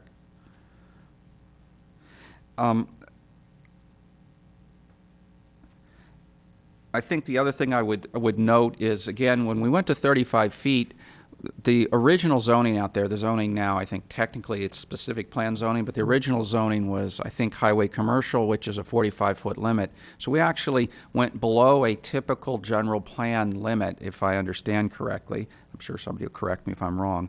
So I don't think the 35 feet was some magical number that we should have stayed at. The second part is, I think, everybody seems to like the hotel, and we heard maybe you can do it at 45 feet. It's sounding like we ought to add more for the hotel also than the 45 feet to help make sure we get the possibility of the hotel. Yes, maybe we can squeeze it in. I don't think it's good enough to make sure it happens.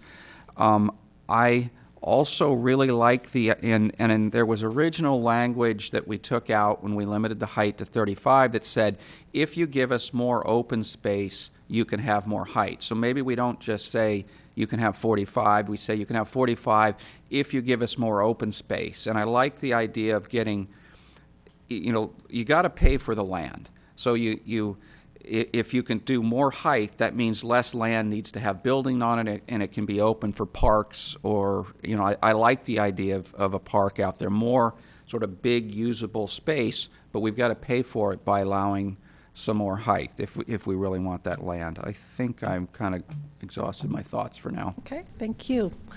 Councilmember Spector. Thank you, Madam Mayor. I have two questions of staff and then some general statements.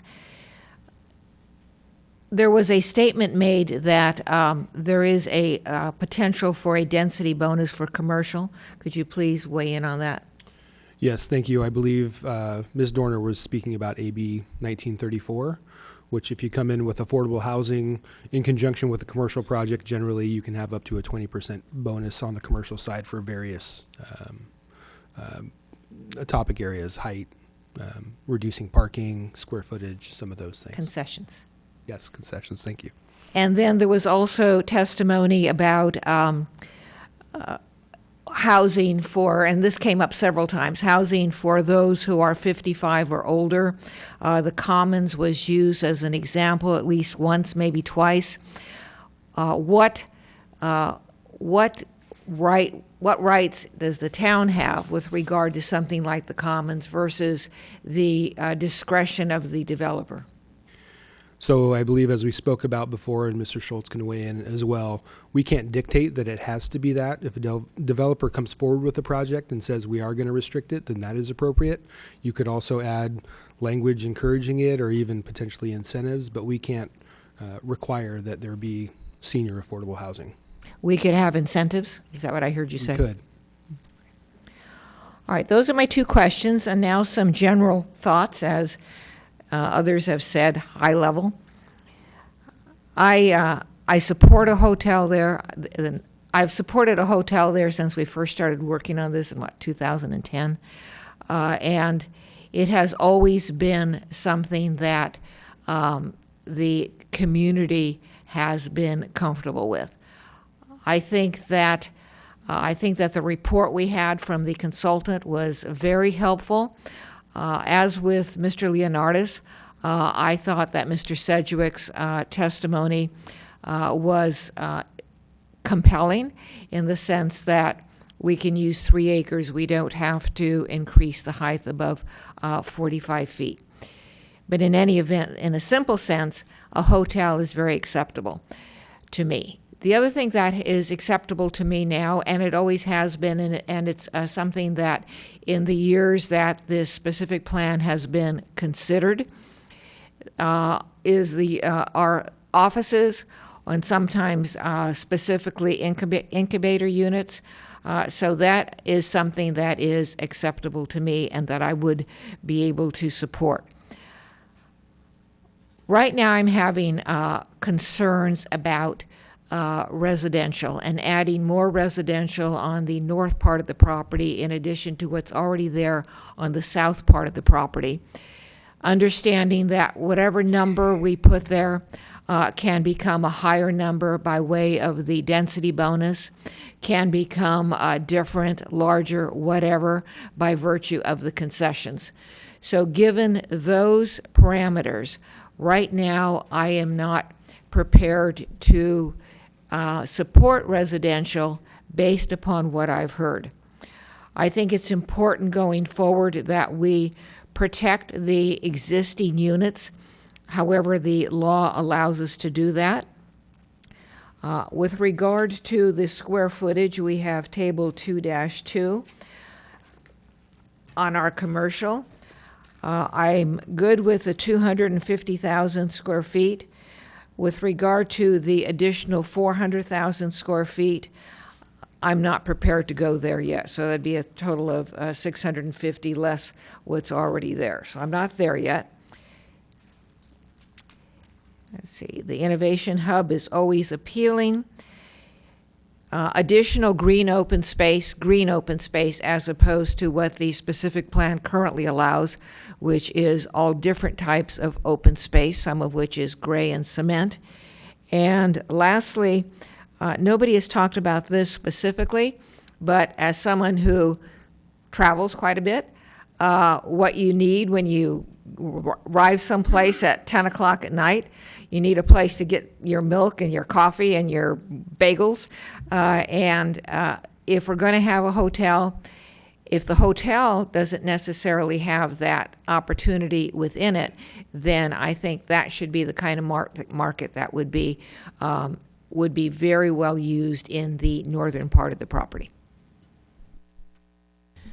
So I'm going to see if I can help direct this towards something that may be helpful to staff. Right now I'm hearing a variety of things, so please correct me, Council, as I try and summarize where we're at. So, it sounds like we have consensus on a hotel based on what we've heard and based on the discussion that, the high-level discussion here. What it sounds like from the report is that a hotel requires something around it. And right now, in the current specific plan, without amending it, it does allow residential, and it allows certain amount of commercial that we've discussed. The types of offices, the types of retail. The retail may be changing anyway just because of the retail economy that today's environment dictates. But I'm going to throw something out to the council members and see what you think. Given what's in front of us in the current specific plan, what are your thoughts on asking the developer that currently has rights on it a design concept so that we actually have something to comment on versus trying to envision something based on the words that are currently in the specific plan? Councilmember Spector, and then Jensen. I'd have to look to Mr. Schultz on to weigh in on this legally. For some reason, and I think it's from a legal reason, but maybe from a practical reason, having an application that application would have to be within the current specific plan. And so I don't know that I am prepared to entertain a application or a pseudo application without amending the specific plan, and so therefore it would be have to be consistent with this specific plan. So I don't see it, I don't understand it, and I can't appreciate it from a process issue. Okay, let me just, and let me reword it. And I'm definitely not thinking of of an application. I think what we learned last time is once you submit an application, you trigger deadlines. What I want is the opportunity to comment on designs. And I don't know if there's a specific verbiage, but legally, what are we allowed to do, whether it's with our own staff making crude drawings based on these ideas versus asking a potential developer how to make the words in the specific plan into a design that actually works. So with commercial, you have much more leeway to require whatever process you went. What tied our hands last time was a Housing Accountability Act, and there's already been changes to that might not have applied, and that's that language of it being a mixed-use project. You remember it had the definition of neighborhood serving retail, and that's been changed to a percentage, I believe. I can't remember the exact percentage, but I don't even think it's going to apply under our current specific plan, where the percentage of residential, if it came in mixed use, wouldn't even fall under the Housing Accountability Act. So if you put that aside now and you're looking at it just from a commercial standpoint, you have much more leeway to look at how you want to, what process you want to go through on whether that's a pre-submittal application to look at a design or whatever you need to do. You can change that process. Is there something beyond, even before a pre-submittal? Is there something just to talk about designs to see if things actually make sense? You could require early workshops. That could be also put into the into the process.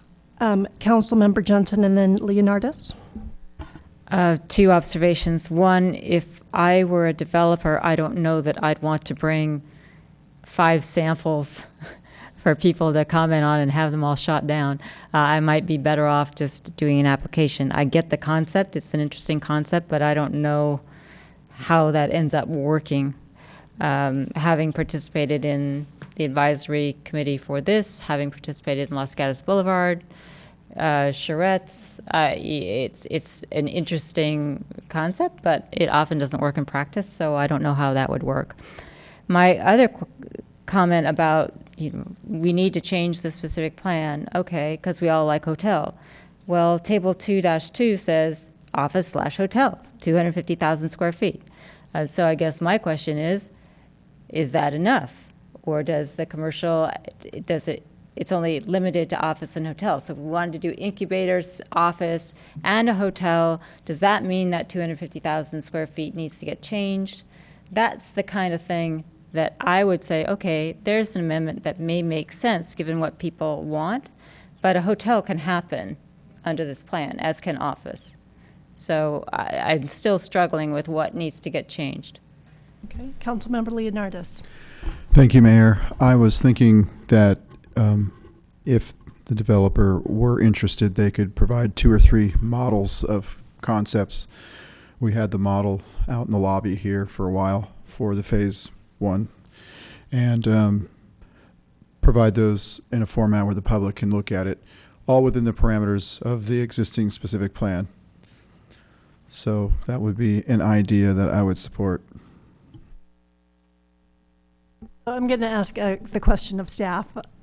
Does such a I know we're making things up as we go, but Ms. Pravetti, given your experience with specific plans, what is an in-between that allows more discussion on ideas without triggering an application, thus the deadlines associated with it? So as our town attorney mentioned, we could certainly modify the process that's in the specific plan to require pre-application meetings with the community before application submittal, so that way folks could weigh in on design concepts. I think a lot of developers do that in a more private setting, but if we required it, it would be a more open public process, and then the council or whoever the deciding body could see how the developer actually reflected the comments. I think for the process that we're in now, we have a couple of data points to just keep in mind. One is we do have a moratorium in effect, so we do need to show progress with any amendments to the specific plan. Two, there's a lot of ideas, and I think we're starting to get a sense as to where the council might be on some of them. And then I think third, to visualize all of the different permutations with the plan that's already before us. You know, we would do our best, or a developer or a consultant would do their best in terms of an urban design plan, but I would just caution that it may not actually reflect what an actual development application would be. So it would be purely conceptual, and then we might find ourselves in another situation of managing expectations or having disappointment if a plaza or a green space isn't exactly next to the red barn or right where somebody had really had their hopes up. So I think part of it is, how do we structure a specific plan so we create a development capacity that gets us what the town wants, but recognizes that this is only part of the process. So setting down the rules is really important, but you're going to see future development applications. The Planning Commission will see future development applications, and that's really where you're going to get to the specifics that I think we heard testimony about tonight. You're not going to get to those specifics still at the specific plan level, because there's so many variables and so many permutations. It's very hard to forecast exactly what that's going to visualize. Any comments? Any questions? Councilmember Johnson. I just have a question about the concept of somebody bringing in concepts. Let's say a developer brings in 3 concepts and people look at it, and one of them ends up being an application, and we haven't changed our processes. Does that now become whenever they provide that concept that ultimately comes the application? You know, because we had discussion on, what was the date you actually brought this in? And it was the concept, and then it became it. So if there were concepts, does that become the date? And ultimately it becomes, it's not it, it's one of 3, and then it becomes it. So if they bring it in tomorrow, is that the date that it's, their final plan or whatever it is that we used for 2013 for the last one? Well, it's a good question. I think, again, the town is fortunate in that it already has a pre-application process. We could require conceptual development advisory committee meetings for any future development application, and require at the CDAC that they bring more than one option. So that way it's a robust discussion at CDAC. We have started to notice those meetings to the 300-foot to get more community engagement early on. So we could use a standing process to vet that, and that's clearly before an application submittal. Okay, Councilmember Spector, and then the Vice Mayor. Thank you, Madam Mayor. Following up on what you were saying, Ms. Pravetti, if somebody came into the CDAC with, let's say, 3 conceptual developments, would those conceptual developments be evaluated by the committee members, by the CDAC, in light of the current specific plan or some other paradigm? Well, if the council, after all of this, chooses not to amend the specific plan, they could be evaluated only by the plan that is in effect at that time. Thank you. Thank you, Mayor. So, I mean, I like your idea of being able to visually look at things. I think the couple challenges. First of all, I'll say the developer was involved, a lot, giving their comments when we developed this specific plan, and then we heard, because people didn't like the result for phase one, we heard lots of criticism that the developer developed the specific plan. So, you're kind of inviting them to develop the specific plan some more, and I didn't really like that criticism the time before. The second part of my comment, if we really want the developer, and maybe it's staff instead, but they're probably going to ask the developer, to give some drawings or some ideas, it's a fair bit of work, but they need to know what direction to go. And when I've talked to them recently, they can't tell which way the council wants to go. I just said, I'd like to give them more height so you can have a move-down unit, but they don't know if there's 3 votes here to allow that, so they don't know if they should make a drawing to show that. We might decide to limit it to 100,000 square feet of commercial, and they don't know if that's going to happen, and they might come back with some plan that has more than that. So I don't think to get more of it, I think we maybe need to flesh out where is the council willing or planning to make changes, because I don't think that there's enough, enough for them to even guess to start to give us some concepts. Councilmember Johnson, and then Spector.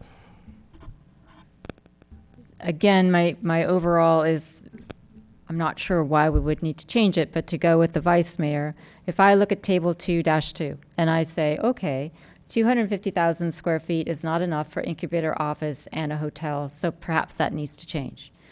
The total retail, maybe that needs to change given our economic study that we got. Thank you very much, Ms. Wren, because we don't have boxes anymore and we have a different way of conceptualizing that. Then I go to 2.5.2, building height. Maximum height of any building excluding affordable housing and hotel uses is 35 feet. Then it goes on to say a hotel can be 45 feet. So if with the vice mayor we wanted to say we want more flexibility in height, then okay, maybe those are things that get changed in the specific plan to follow through on what the council is talking about. But, I'm not sure those things need to happen, but I would imagine that if we're thinking about changing it, that's the kind of discussion we have to have versus I would like to have neighborhood serving businesses and affordable restaurants, which I can have. So how do I change this plan if I need to? So the heights are set here. We could change them if we felt like it. The distribution of the square footage for commercial and office and hotel is set forth in the table. We could change that. We could change requirements for bringing things into CDAC or previewing it in some fashion. I could see that because we have a processes section. But I have difficulty in just saying, I'd love to see this, and having that not translated to something that requires a change. Councilmember Spector. Thank you, Madam Mayor. I agree with Ms. Jensen and Mr. Rennie to the extent that it may be more comfortable for us if we could, have a developer or somebody show us some concepts so that before we make decisions on the specific plan, we could see where we might be going. But from a process perspective, I don't think that could work. I actually do not think it's a good idea.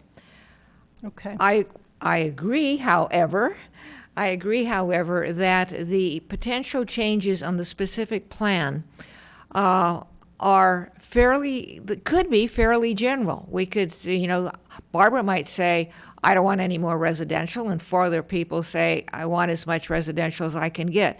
Some of the very high, quote-unquote, high-level decisions, there are not that many. And once those are made or turned down, then the application can come forward.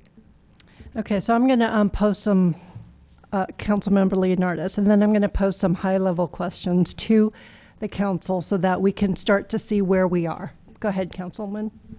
Well, thank you, Mayor Sack. I was going to suggest a list and then kind of a tally of votes, bring with respect what the Vice Mayor said and what Councilmember Spector just said, but then you brought forth your idea, so. So it's a meshing of both. How's that? Sounds good. Okay, so let's start. I'm going to start with residential.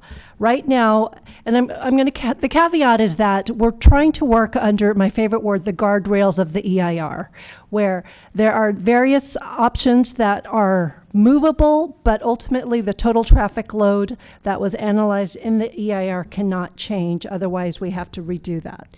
So the first question is, one option, a high level, is to increase residential, thus decrease commercial. Who would be supportive of that idea? Okay. A question? Yes. Why is it an either or? Actually, you could do both, but you can't add more commercial. You have to give somewhere. I'm looking at the traffic analysis. You just want to get in the EIR. No, I want to make sure we don't overstep our EIR. So, Mr. Paulson, if you can remind us, what's the ultimate threshold that we can't cross?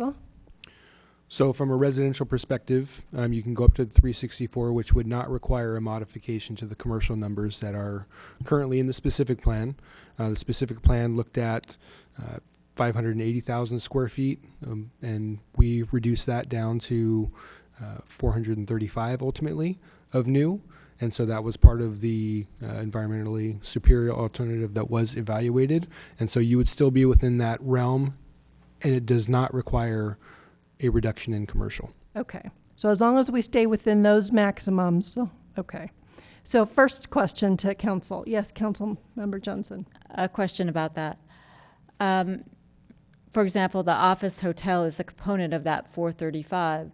If the ratios in that table were changed, would that, so let's say we said 300,000 square feet office or 500,000, would that change the EIR traffic because an office got a different traffic count than whatever? Yeah, that could. Okay. So the high level numbers that were used in the EIR were 150 room hotel. And so the traffic for hotel is based on per room.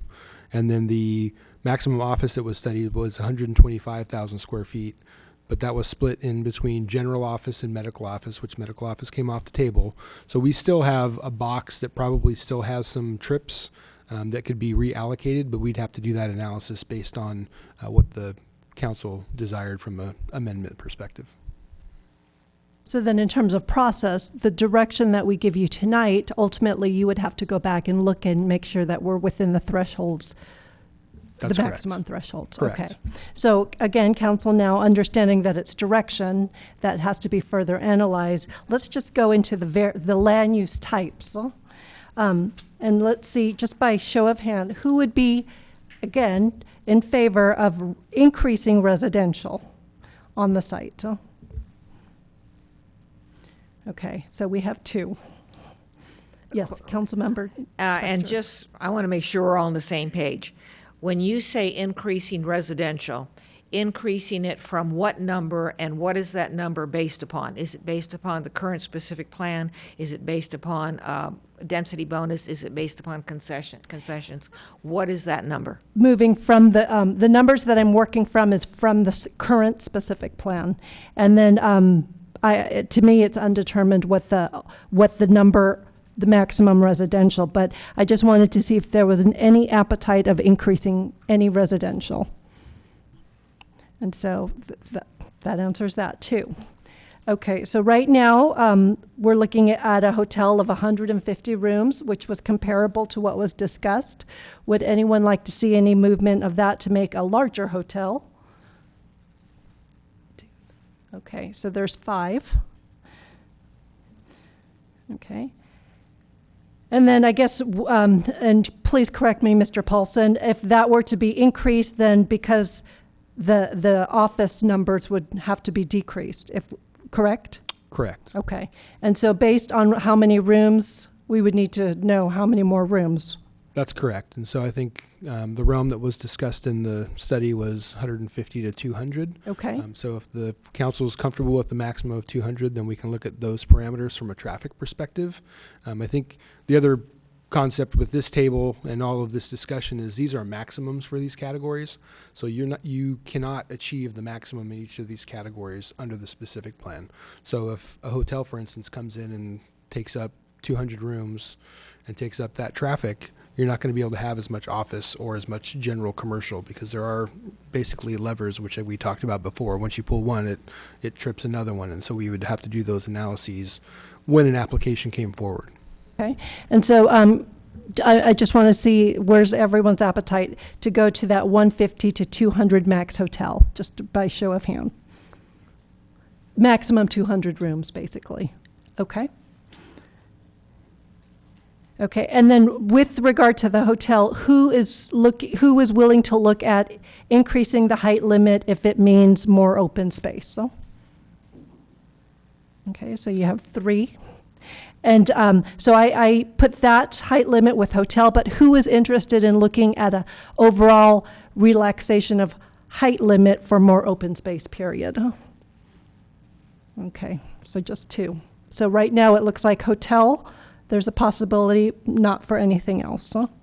Right now with residential, there's a specific parameter that residential has to be above retail. Who would like to eliminate that so that we can look at alternative types of housing? Okay, we have 4. And then with regard to the retail numbers, would anyone like to look at either, I guess at this point, Mr. Paulson, if we're looking at raising the hotel, really retail would be a reduction, or can that stay the same? We'll have to do that evaluation. It may be able to stay the same, but you may just want to inquire whether or not there's any appetite for reducing or increasing if there is any space in that cap. So with regard to retail, I'm going to ask a couple questions. One is the overall total square footage. Who wants to look at changing those numbers? Yes, Councilmember Spector. Yes. Madam Mayor, I'm looking at Table 2-2.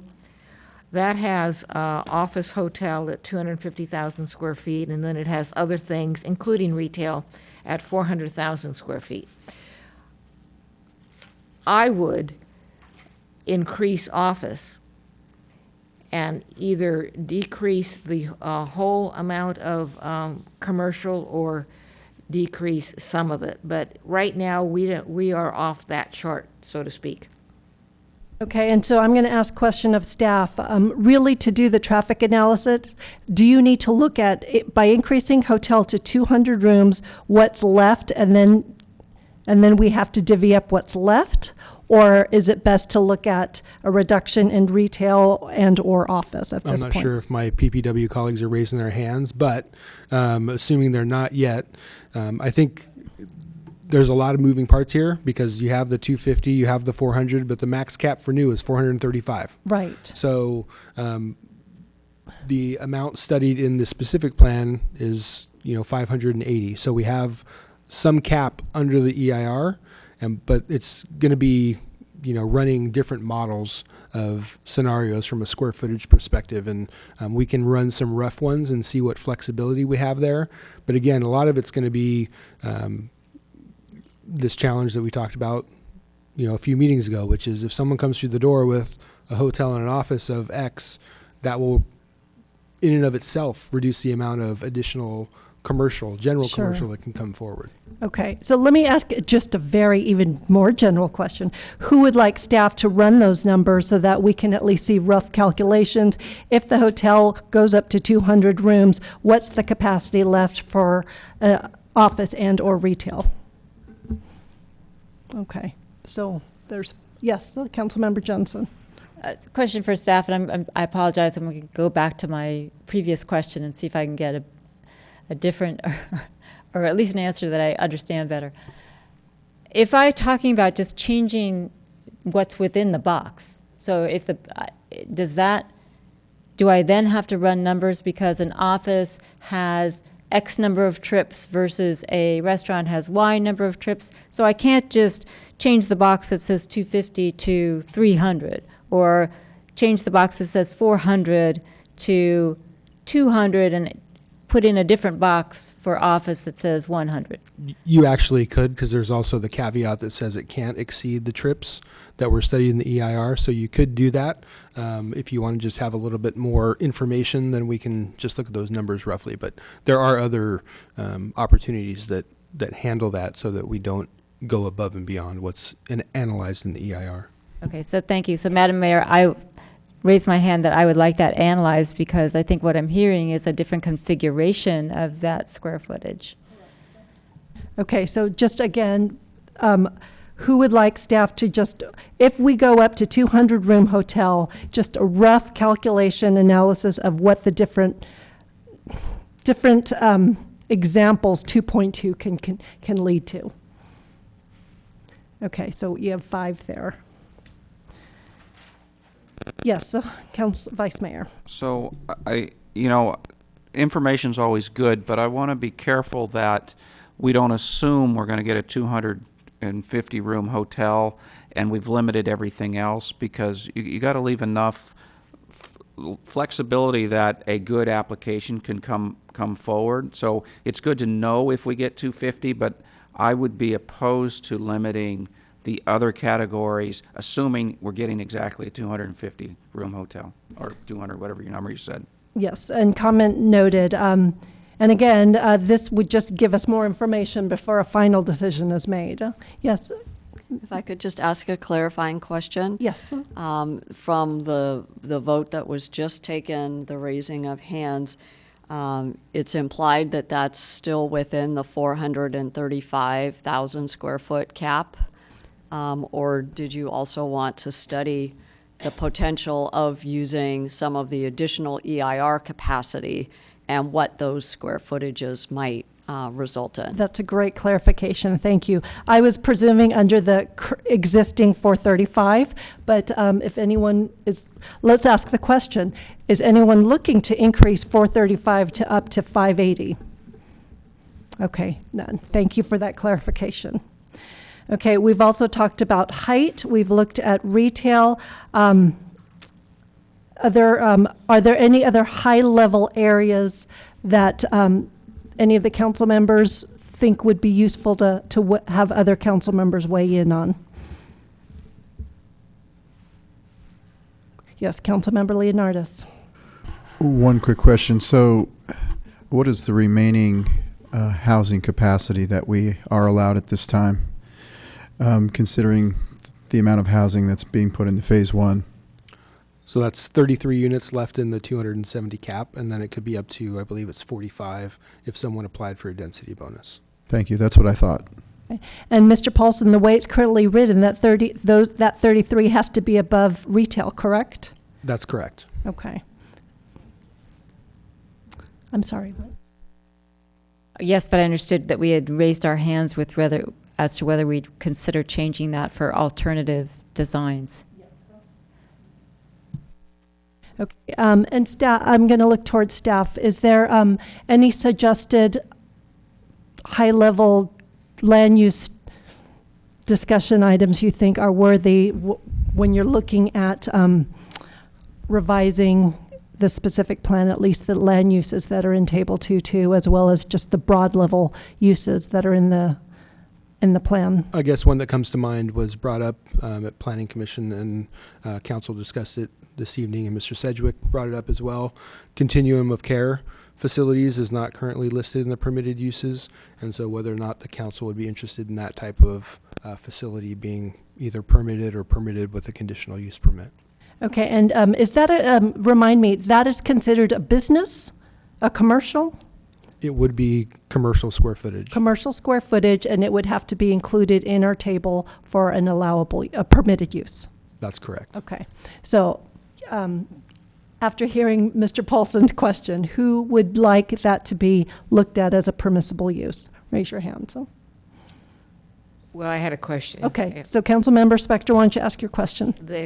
I do not understand the logistics, land use logistics of continuum of care.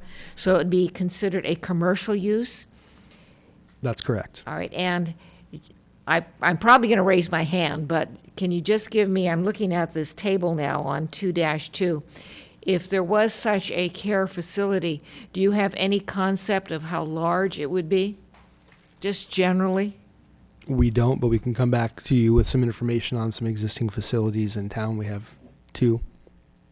All right, and so in reply to you, Madam Mayor, I would be raising my hand for that Okay, information. so again, if we could just do a show of hands, who would be willing to put it under a commercial permitted use? Huh? Okay, so we have 4. Okay. Yes, Councilmember Leonardis. Thank you, Mayor Sack. There's a conversation earlier in the evening about the maker space, the incubator space. What category would that be under? So the incubator space would be an office use, so that would be captured under the office. And the makers would depend on the type of the makers. It could fall in general commercial. It would just depend on the specific use. Thank you. Okay, so then I'm going to ask a follow-up question to that, to either you or Ms. Wren. Given the recent seminar you guys attended, is there, in your opinion, a need to change that to make it more flexible and broad?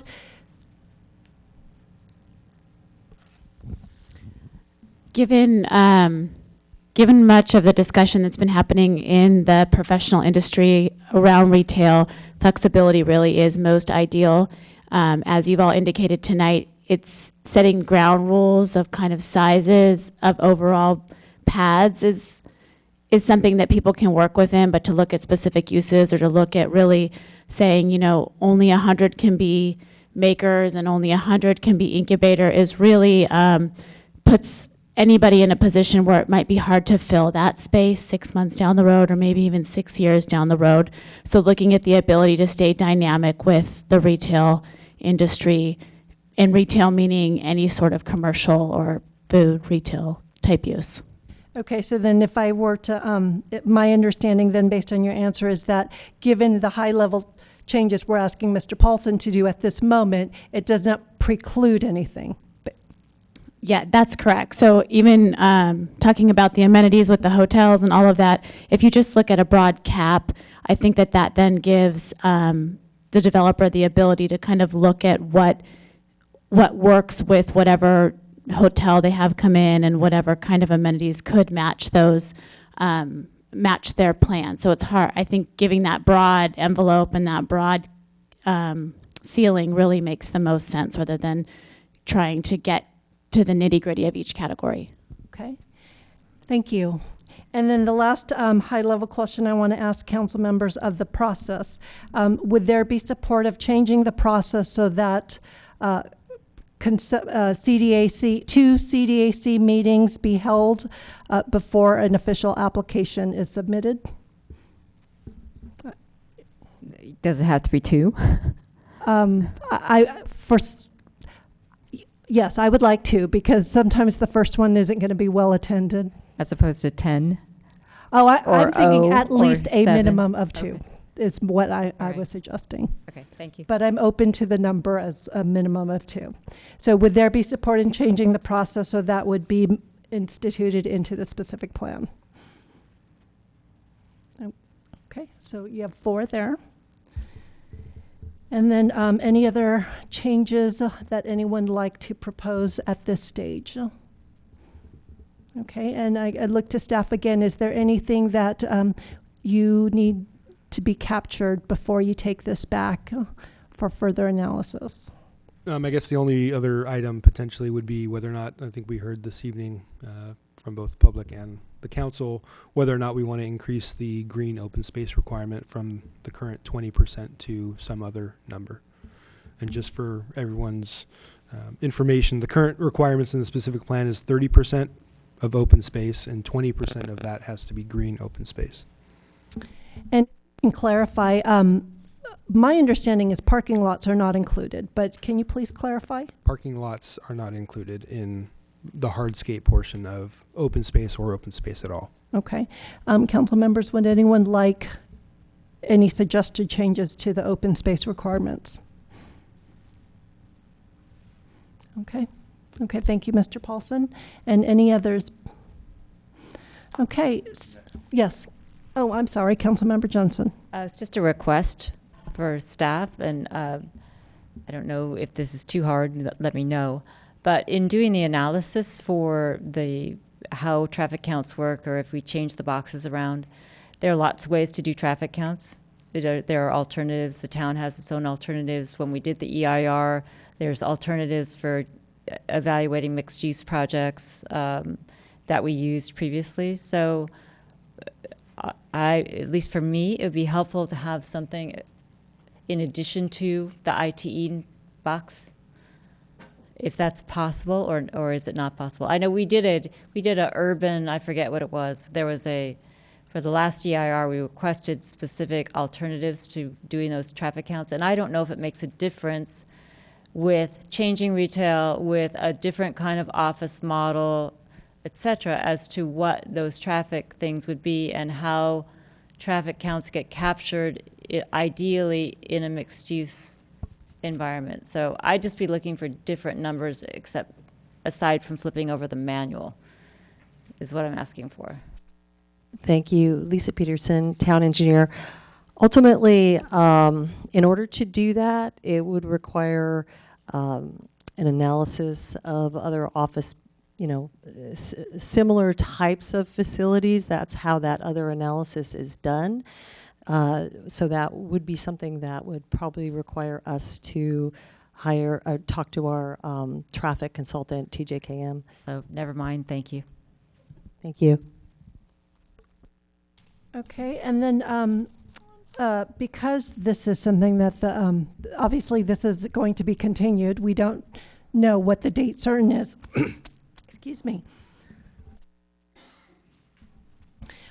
So we would probably just re-advertise when the next meeting would be, so that those that are interested will be able to have that opportunity to weigh in into the staff analysis, as well as further comments onto what the staff report provides. So, okay. And Mr. Schultz, would that be, in your opinion, legally adequate to show momentum with our moratorium in place? Yes, as long as we continue to make progress towards it, which we did tonight. We made great progress tonight, and we'll bring it back, as soon as we're able to. Okay. Any final comments, questions from council? Okay. Well, for the very last time, I'm adjourning tonight's meeting.